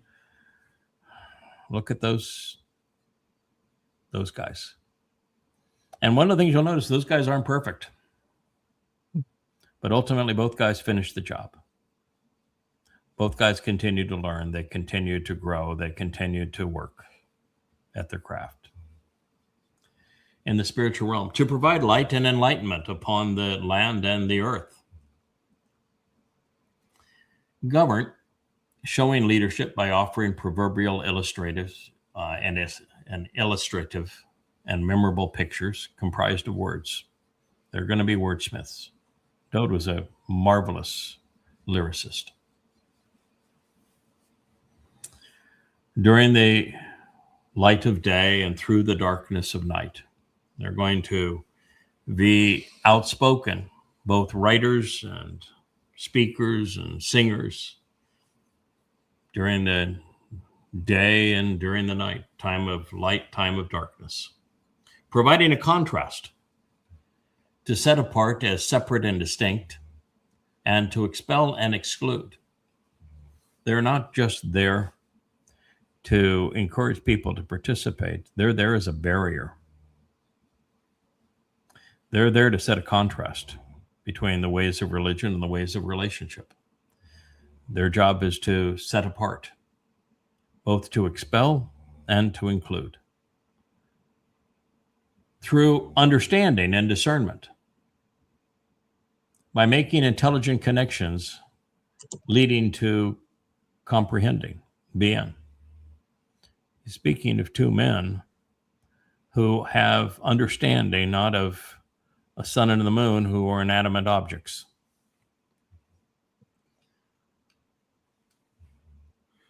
Leading to comprehending the light, in addition to wisely discerning insights during the obscuring darkness.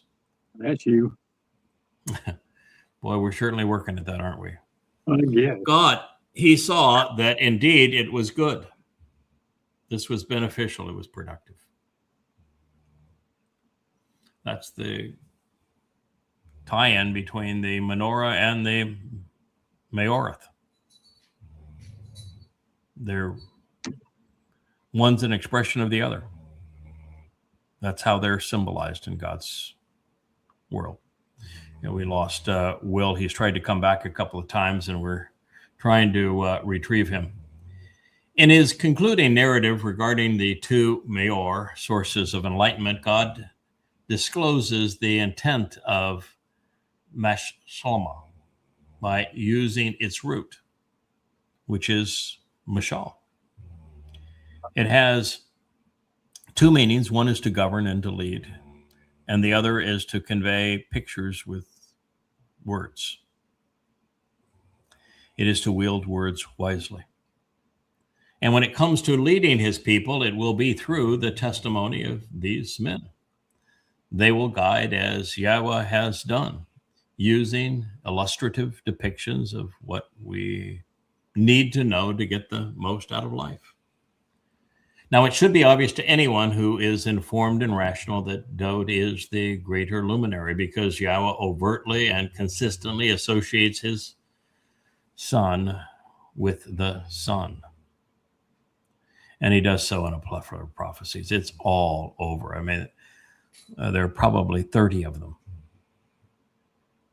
Yeah, Elyon is one of those. When he comes back, it is described as bright as the, bright as the brighter sun. But, than, yes, and in every one of them, when he identifies his son as the sun, the next line is about the moon and how they're inseparable. Mm-hmm. And even the reference to his kiseh, his throne, will be as brilliant as the sun. Kiseh is also the word for full moon. Mm-hmm. The moon at its maximum brilliance. So we know that Dowd is the greater Maor. And each of them, God immediately connects to Dowd and with Dowd and to someone supporting Dowd, symbolized here as the moon, who would reflect the sun's light, which is their job today. The contrast surrounding these prophecies indicates that the moon has and will continue to reflect the sun's brilliance. And in this regard, there's only one person since the last of the prophets in 447 BCE. Welcome back to the world of the scene, Will. who has done so, and none of them to the extent of Yadah. I mean, and it's by a magnitude of 1,000,000 to 1. So there is no other candidate for this. Dowd is clearly the sun, and there is no other candidate for the moon, for the Qatan mayor. He alone has restored Dowd's reputation, his dignity, and his status, becoming the first to correctly ascertain the returning king's role in our salvation by fulfilling the spring Mowedym, even writing the now 6 volumes of Coming Home to deduce, prove, share these conclusions. We know more about Dowd than anyone in the past 2,500 years, probably 3,000 years. Only people today using his name, YAHOWAH and Dowd. You can't find Dowd anywhere else. If anybody's going to try to talk, they're going to say David. They'd be wrong, but Correct. And they're going to limit him to one life, and he's rotting in his grave. Mm-hmm. And they're not going to refer to him as the Messiah. No. They're not going to return to him as the returning king. They're not going to refer to him by how he referred to himself as the one who fulfilled Pesach, Matzah, and Mow'edym. They will not refer to him as a prophet. They will not refer to him as the Son of God. We do associate him with a false symbol as well. Yes, we do. And prove it. So the king's role in our salvation by fulfilling the spring Mow'edym, Pesach, Matzah, and Mow'edym, and that is what we have filled the Coming Home series with, and really all of YAHOWAH. Now, frankly, it should have been obvious, because without YAHOWAH, everyone remains unaware of what Dowd achieved and represents. Without the 5 volumes of Twistianity, they remain fooled by Paul, continuing to believe that Jesus was the Messiah and Son of God who was crucified, making him the Savior. YAHOWAH uniquely killed Jesus, disproved the existence of a Mr. Christ, and then demonstrated the myth was the product of identity theft. No one had ever done any of those things. But I didn't leave the world hanging without a savior.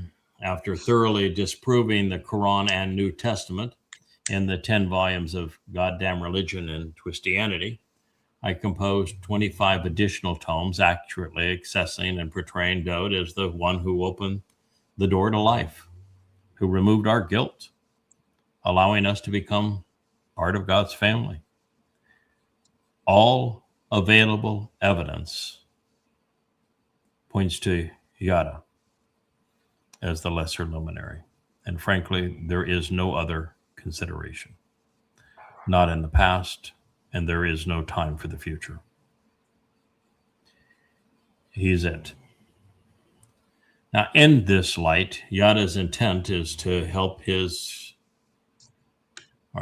intent with all of this is to help his creation be in.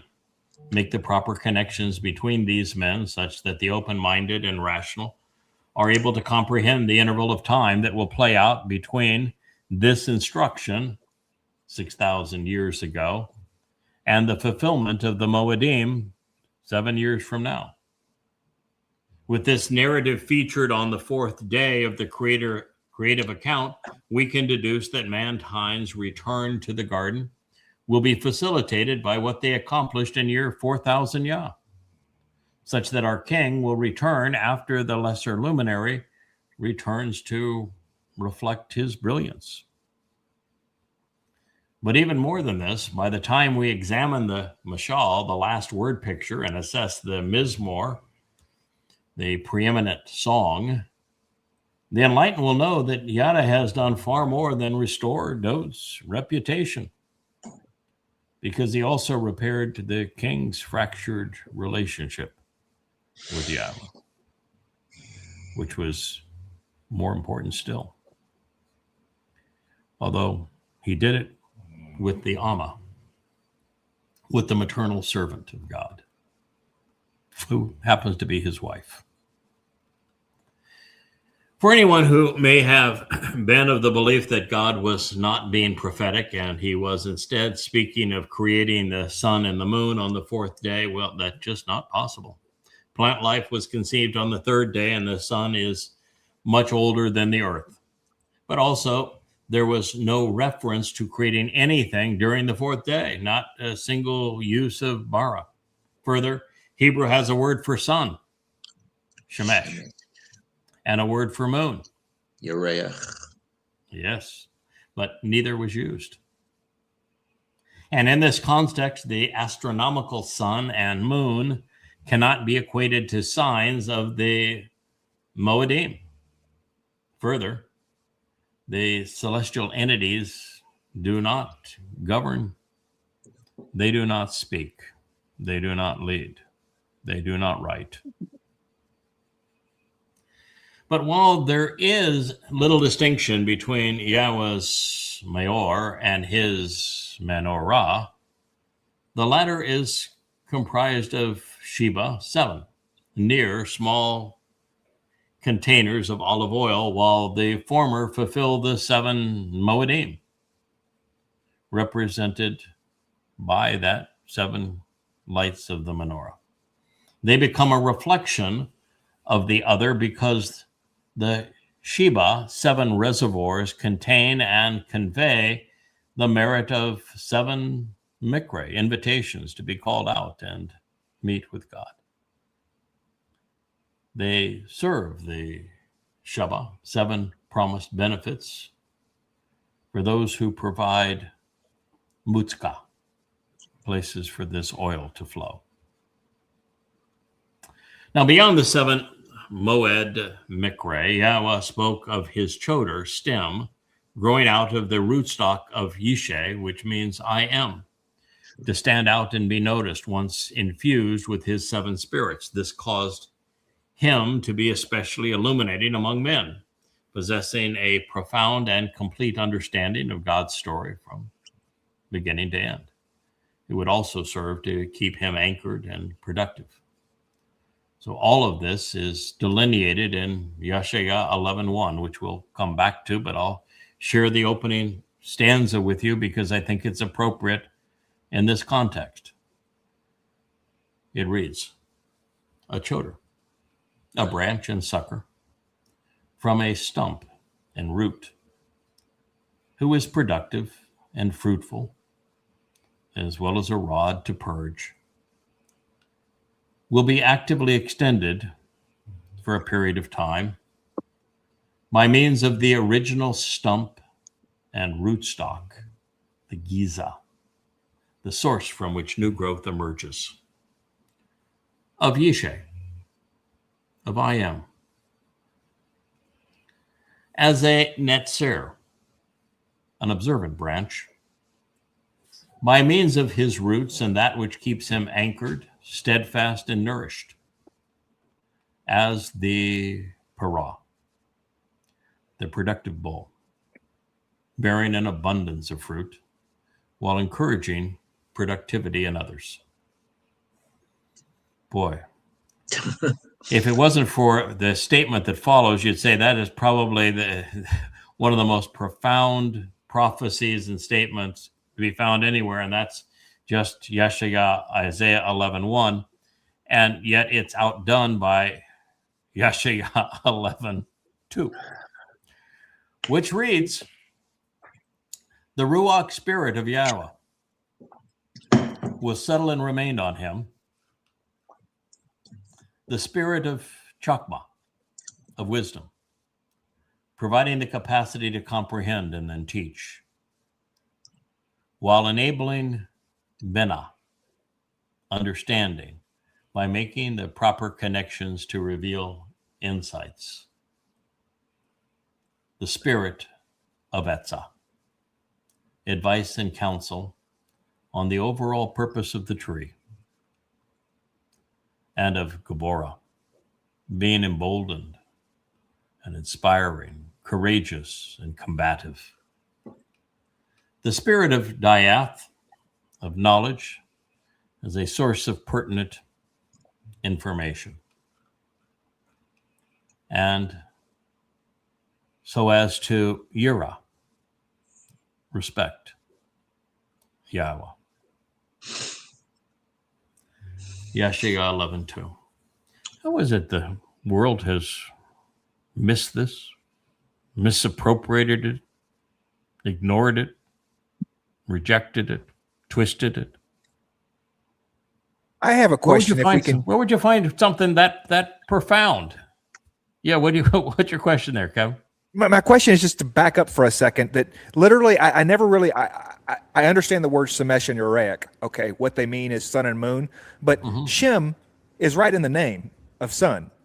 Shem, right?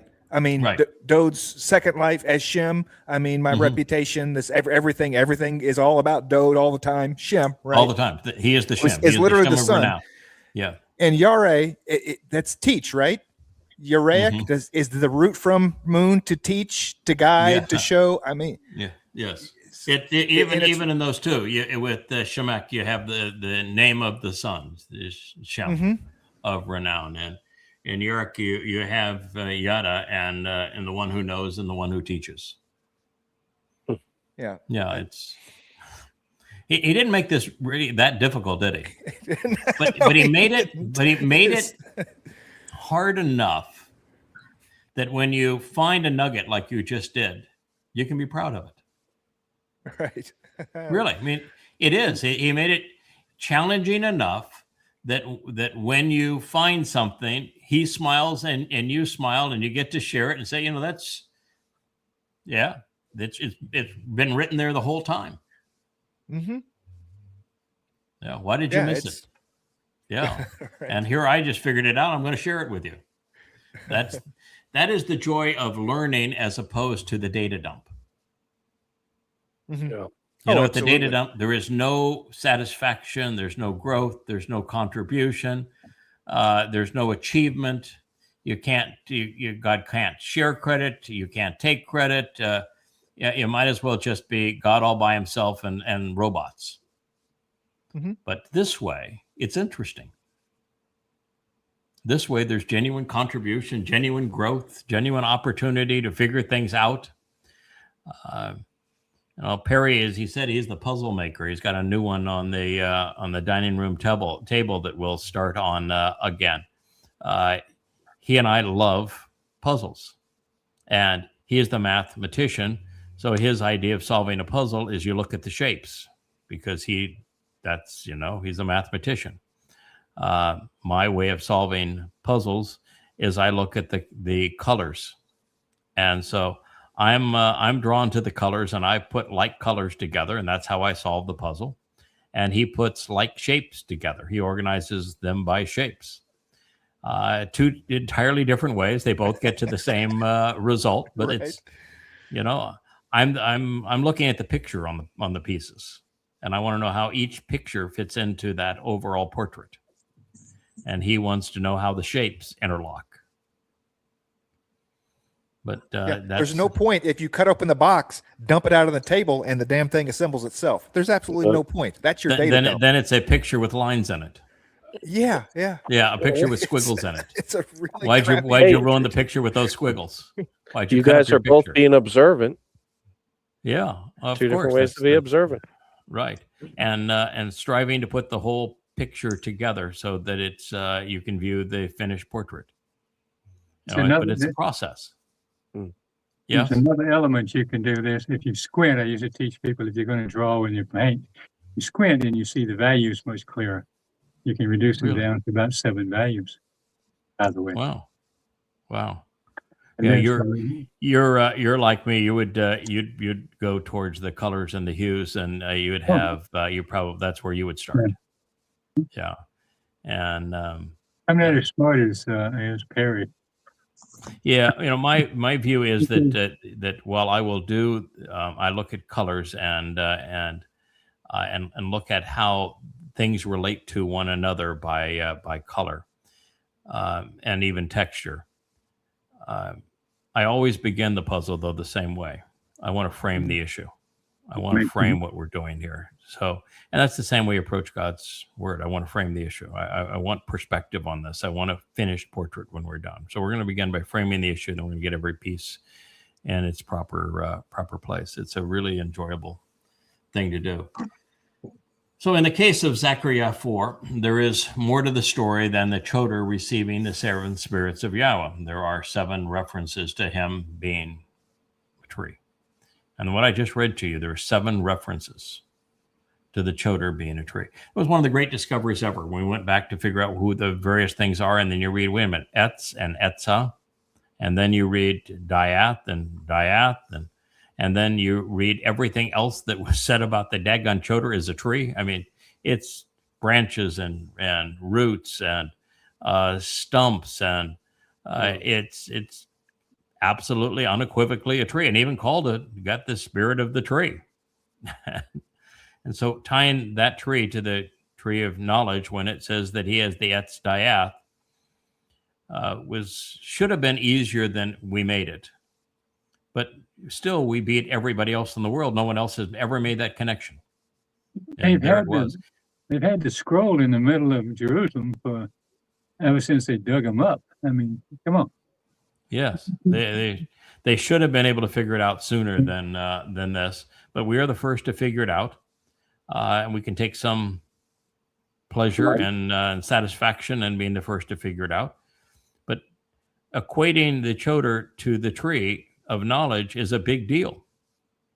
One of the things that also means is that the Twistians, who want this to be their man god, who never is presented anywhere, so it couldn't be their man god, but nonetheless they want it to be their man god. Oh, good, he's a tree. I'm delighted to be the tree. But you want to make your man god the tree? That means that he would be your damn cross. He's a tree. Doesn't fit your man god, but it fits the Choter. So the 7 references to a tree. Actually 7, of course. These include that the Choter means stem, that he has Giza roots, that he emerges from a fallen stump. He is a netzer, observant branch. He is sheresh, deeply embedded in the earth. And he, para, bears fruit. Beyond this, he has the spirit of Etza, which is tree, and Diath, which is knowledge, making him the tree of knowledge. Now, you want to keep that in mind as we move forward. So as we journey through the prophecy regarding the identity and the intent of these 2 olive trees, Yahweh will remind us that his spirit is responsible for their success. By calling them olive trees, Yahweh is not only associating them with olive oil that ignites the menorah, he is affirming the Choter's participation as one of the 2. So one of the 2 is absolutely, unequivocally known. He's the Choter. And the Choter is clearly described. There's only one other person that's ever even figured out who the Choter is, much less meets the criterion for the Choter. And there's another tree. So if there's a second tree, and the one tree is called the Etz Diath, who's the other tree? The Etz Chaim, the tree of lives. So who's the guy that would be responsible for more than one life? Well, the guy that fulfilled Pesach, because it opens the door to life. So now you know who both are, and we haven't even proceeded any deeper into the story. That's the beauty of it. I must think we're really done. Yeah. You know, it's taken 25 years to build the foundation. Let's talk about the world. The world is. The world really is. But even in our case, it took 25 years to get here. Yeah. Now, once we got here, the pieces of this puzzle fall into place very rapidly. It is, Perry and I have done 3 or 4 puzzles together since we've been here. And when you're starting a puzzle, the first connection takes a long time. The second connection is a little faster than the first, and the third's a little faster, because now you have things to attach things to, and you've moved pieces out of the unaffiliated pile into the connected pile. And then once you get a a third of the puzzle done, that next third is much faster because you moved even more pieces out of the unaffiliated pile into the connected pile. And that last third's a breeze. And that's where we are. In fact, we're probably in the last 10%. And it goes so much faster. Those pieces just boom, boom, boom, boom, boom, boom. And that's kind of where we are with this putting together the pieces of the puzzle. So he is obviously affirming that Choter's participation is one of those two trees. Further, Teruah, which is the most important day on Yahowah's calendar, is what kind of harvest? An olive harvest. Where do olives grow? On trees. What kind of trees are these? Olive trees. And they, when God had Solomon present the Nakhri, what day of the year was he making that speech? We're told. It's Teruah. Teruah is the day of the herald.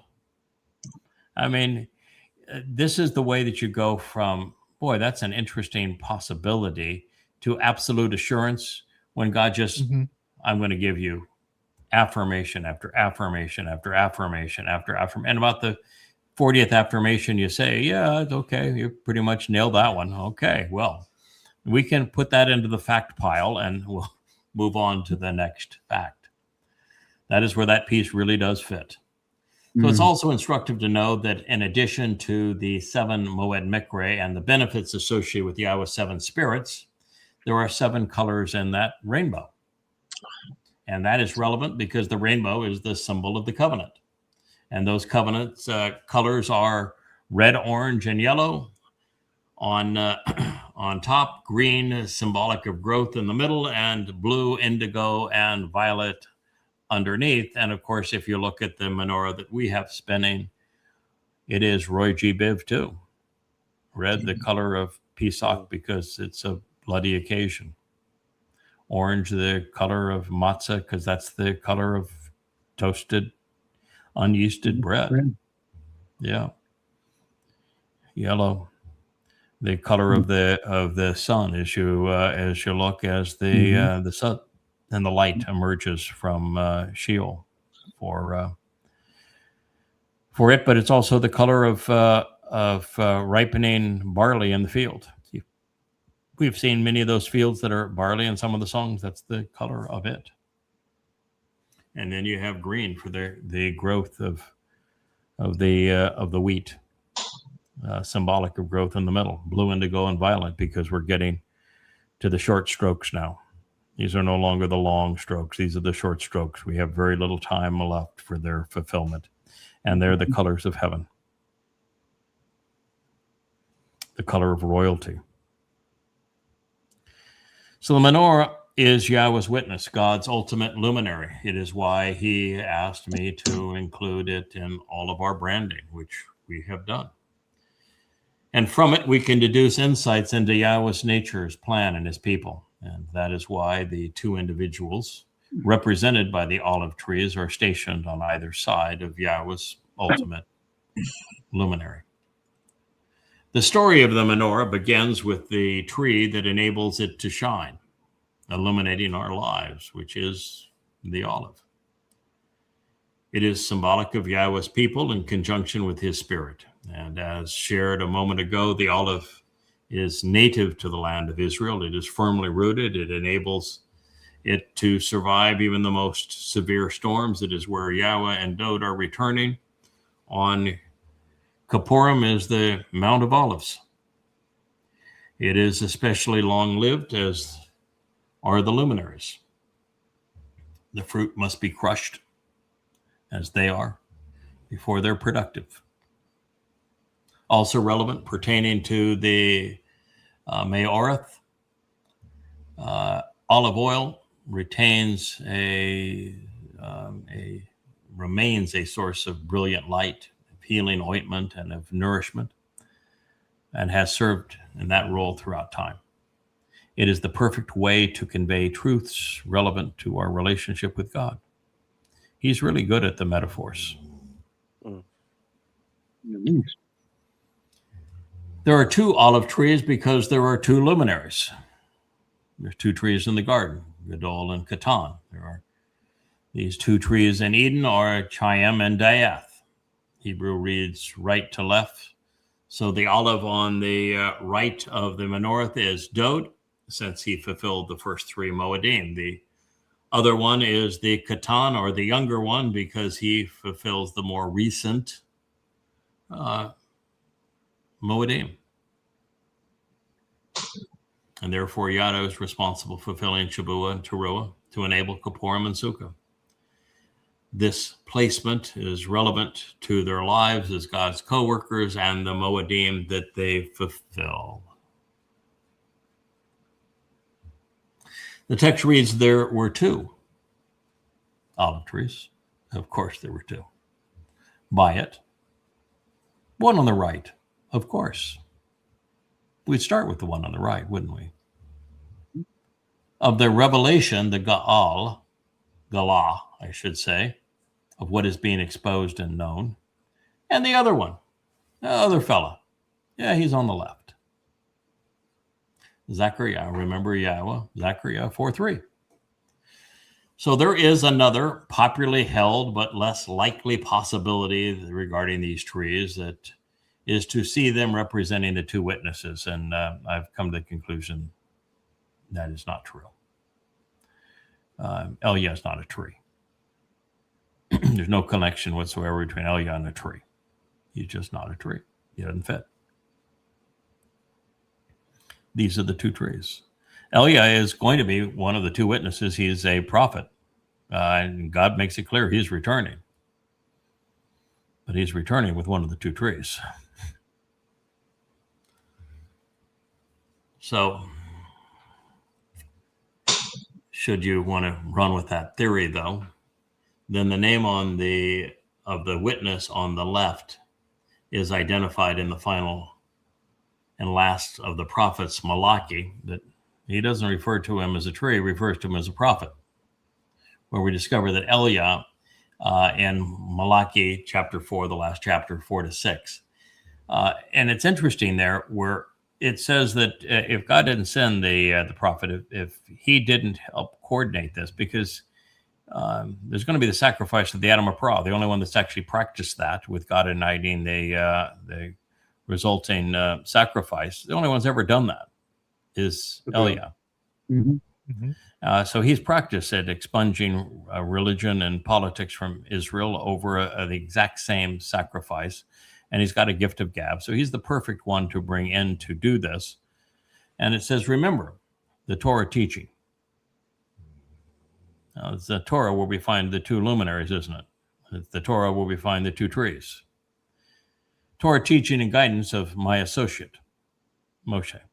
It's also Moshe in the 18th chapter that told us of Dowd's arrival and his importance. And it is Moshe again who has the prophecy of the Nakar coming in the last day, when the world has devolved back to the conditions of Sodom, and there's a mighty Holocaust that follows.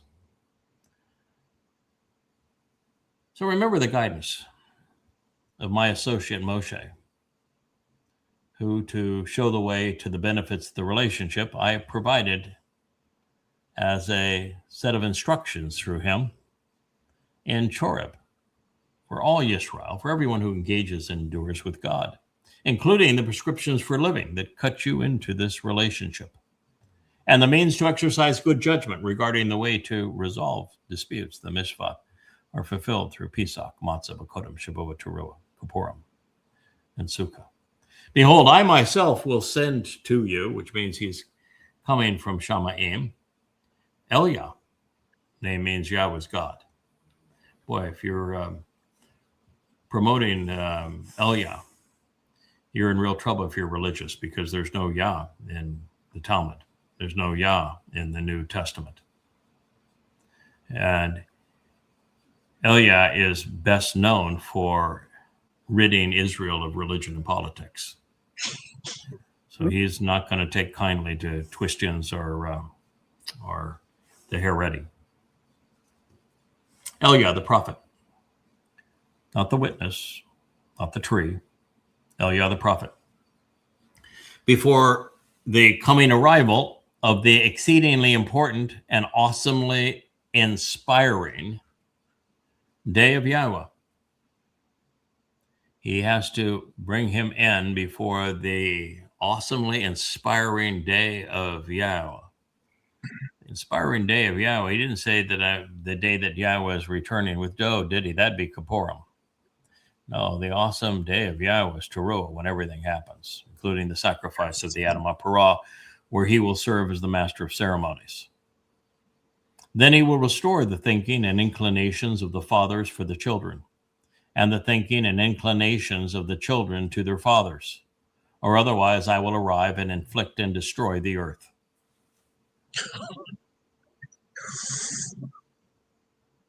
There you go.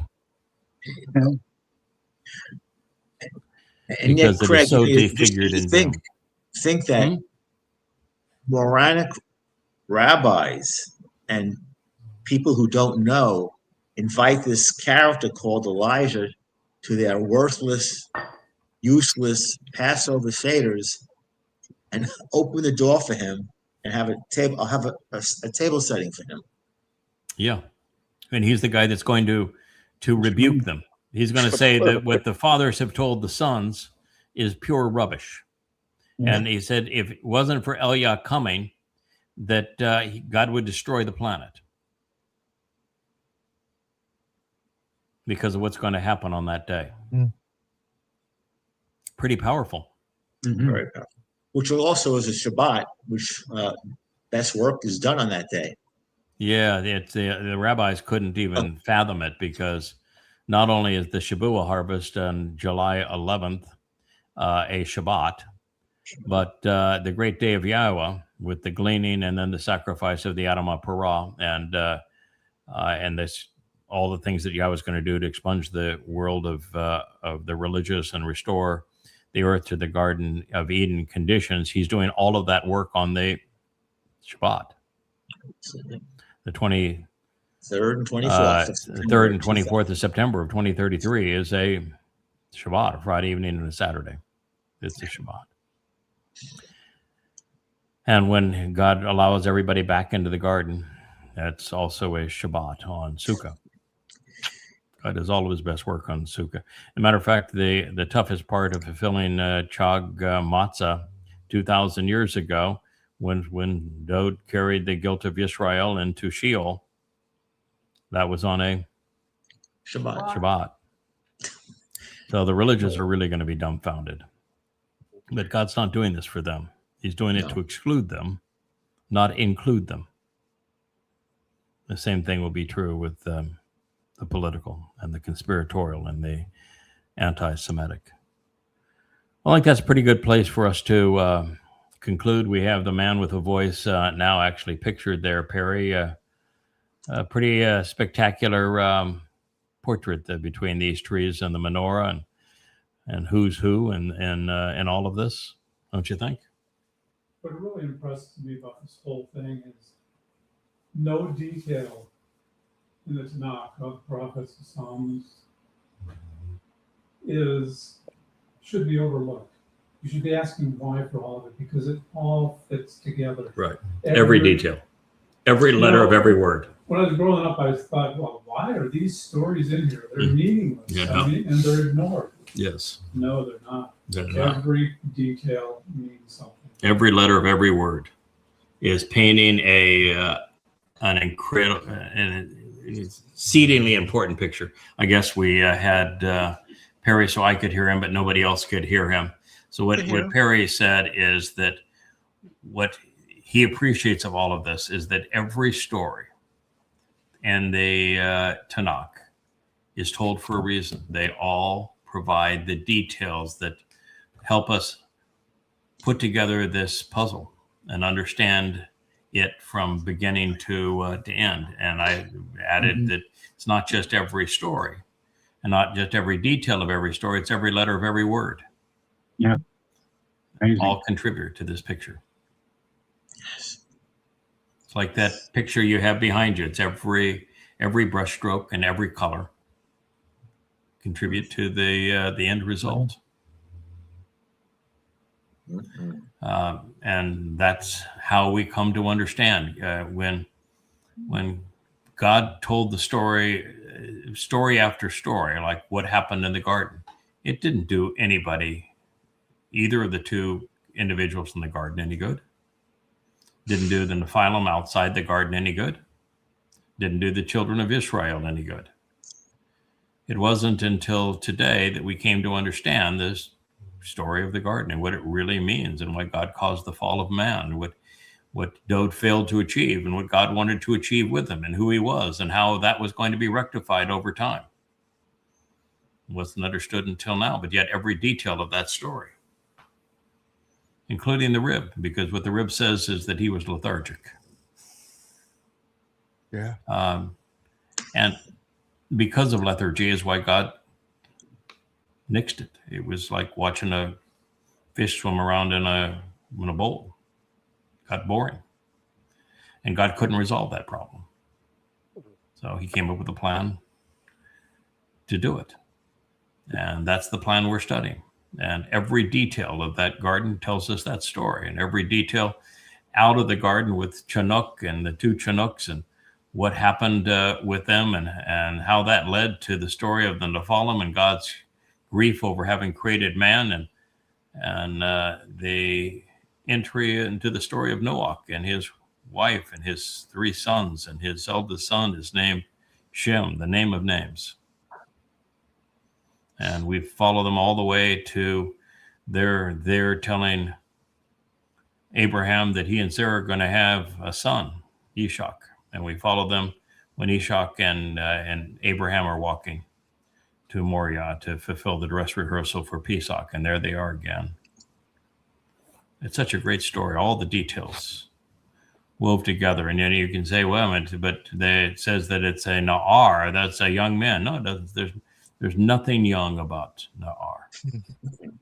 Outspoken, shaking things up, rustling about, loud, and even withered, which would be old. Things don't wither until they get old. And so every detail of the story, just beautifully told by God. And every one of those clues all points to the same picture that we're sharing with you. And if you're a covenant family, it's important that you know it, because you need to teach it. You need to show leadership as a result of it. You need to partner as part of it. You need to engage and contribute as a result of it. But knowledge leads to understanding, and understanding enables productivity. So that's where we are. You made a good choice there, Kevin. Well, thanks. Good job. Yeah. Will, pretty amazing, huh? Yeah, it is. I have a quick question for you, actually. Sure.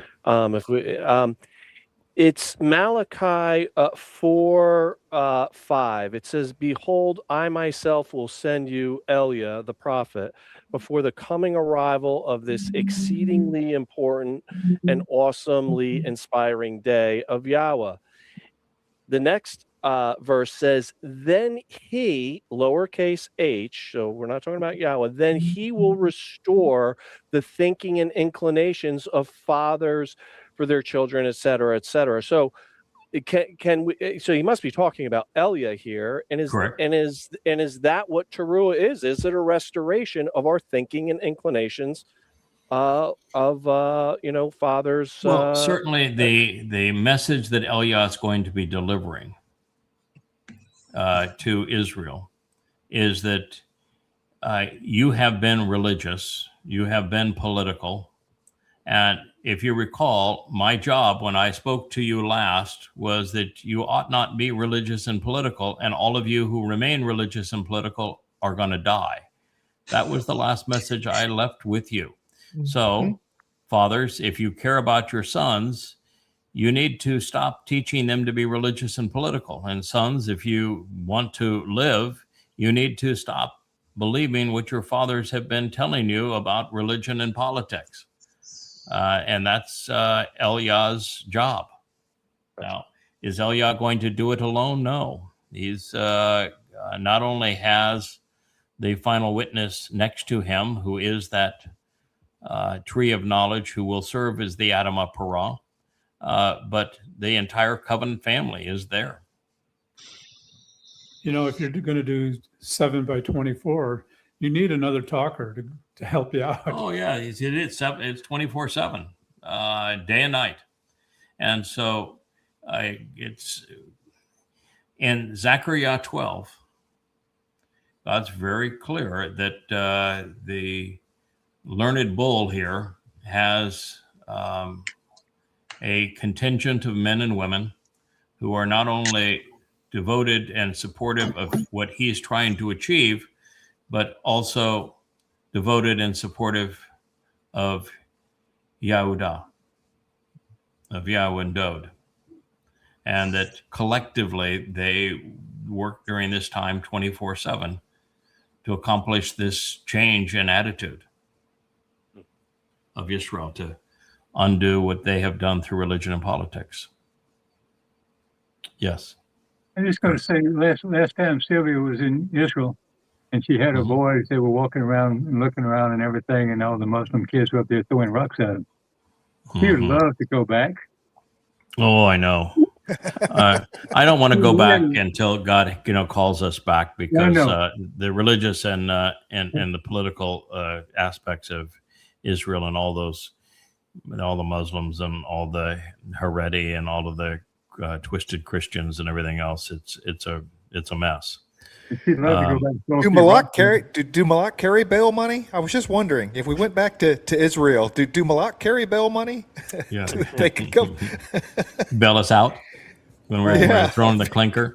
When we return, somebody that would try to touch us and throw us in the clinker would find themselves zapped about as quickly as the fool that tried to get in the way of the Aaron of the Bereth as it was going across the threshing floor.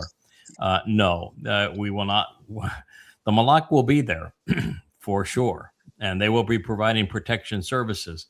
But at this point, we're essentially going to be beings comprised of light that are going to manifest physical bodies for projection purposes. You lay a hand on any of us, that would be a fatal mistake. Aggravate any of us, that would be a fatal mistake. Try to refute any of us, that would also be your last debate. So no, I don't think you're going to have to worry about much of that. I mean, there is a murder at the end of it. The Adamah Parah generally does get sacrificed, but the moment he's sacrificed, his soul emerges as a flaming sword. So he doesn't stay down very long, and God uses that in a very effective way to rid the world of all of those who perpetrated that crime. So it's a marvelous story, well presented. And you even look at the end of it and say, all right, well, it's going to be a pretty gruesome sacrifice. By the time you've gotten there, you've had so much effort, so much dedication. We're going to be working so well, so effectively as a team. All of God's prophecies and hopes and intents are all going to be materializing. You're just going to say, yeah, let's get her done.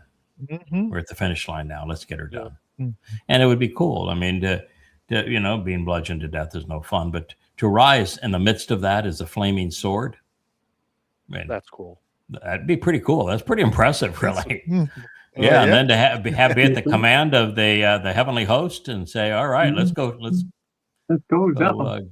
We'll go get her done, man. It's going to be an extraordinary time. I think that being on the Temple Mount with the tent of the restoring witness and the breeze there, and the Aaron Bereth, the Ark of the Covenant inside, and the great altar that Solomon built is going to be recreated there. And in front of that was something that was called a sea 3 or 4 times. It's a sea of water and a basin, and that'll be there. And we'll have the 10 tablets of stone, the original autograph of the Torah. Letters. I would think we could actually get Moshe to come and read some of it to us. I think that would be really fun, wouldn't it? Yeah. That would be phenomenal. I mean, what else is he doing at the time? I mean, I think he would. I think he'd enjoy We it. got to have guest spots. You instead, you Absolutely. had to I hope get we have back guest. We and have get guest to reading speakers. a little. I guess Yeah, today we'd like a reading now from Moshe. Would you please all just sit down and be quiet? He's going to read to us from the. This time, shut up, sit down, and listen. So yeah, shut up, sit down, and listen. You might enjoy it if he doesn't have to deal with the Israelites. Yeah, he'll have a He's buffer. going to love it. Oh yeah, he's going to love it. It's a buffer.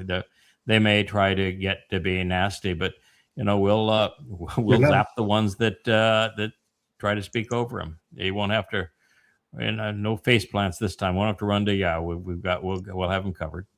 And then we have the jumbotron, the huge moving message board that will be above our heads, and all of it's going to display. Yeah. Oh yeah, it's going to be grand, and it'll be fun to see people try to take shots at us, and come on, you got to do better than that. That was really pathetic.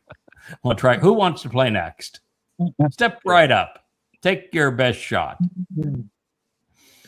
Yeah, Allahu Akbar my ass. Yeah. We're not going to do no hashiming around here. Yeah, no hashiming. Don't bang your head against the wall. It's unsightly.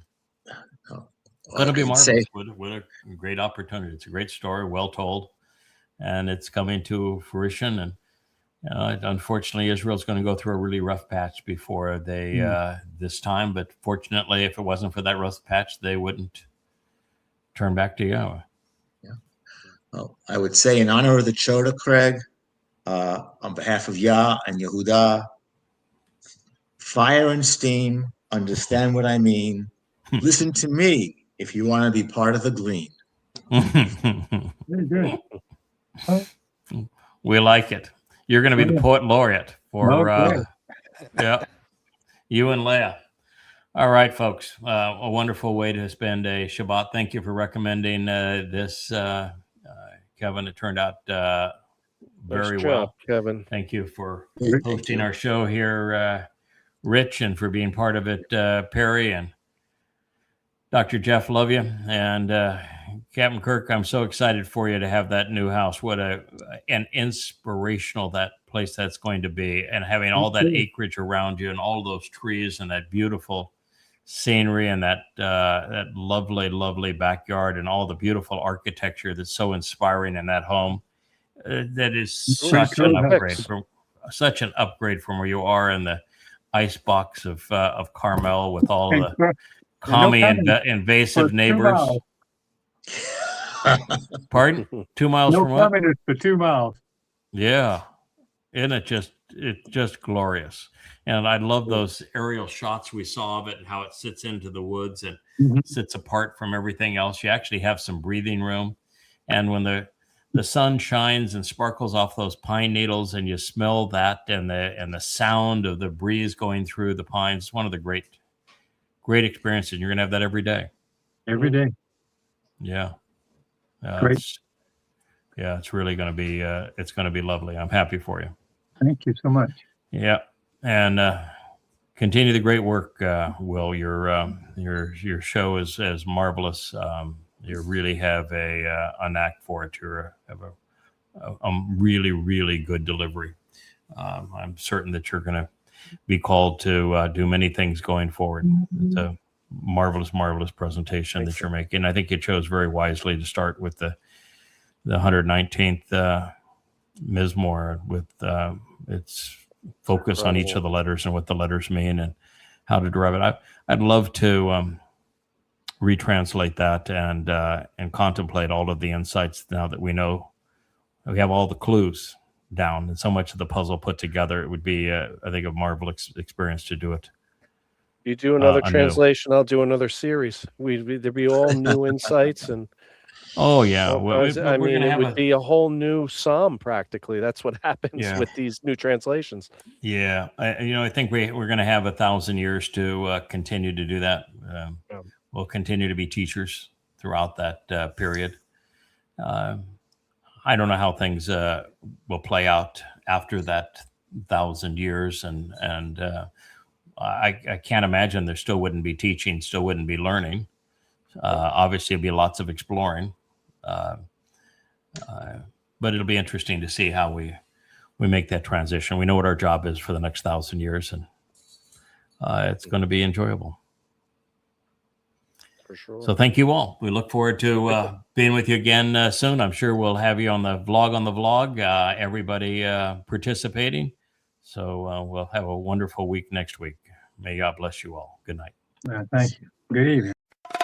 Shabbat, Shabbat, come home and rest. Shabbat, Shabbat, Yahowah's best. Lay down the weak, let your soul be free. Shabbat, Shabbat, come back to me. 6 days we work, then we bask. We leave the noise to hear Yah's voice. We listen, we learn, we struggle to know. We walk with Yah through the Mikri. Shabbat, Shabbat, come home and rest. Shabbat, Shabbat, Yahowah's best. Lay down the weak, let your soul be free. Shabbat, Shabbat, come back.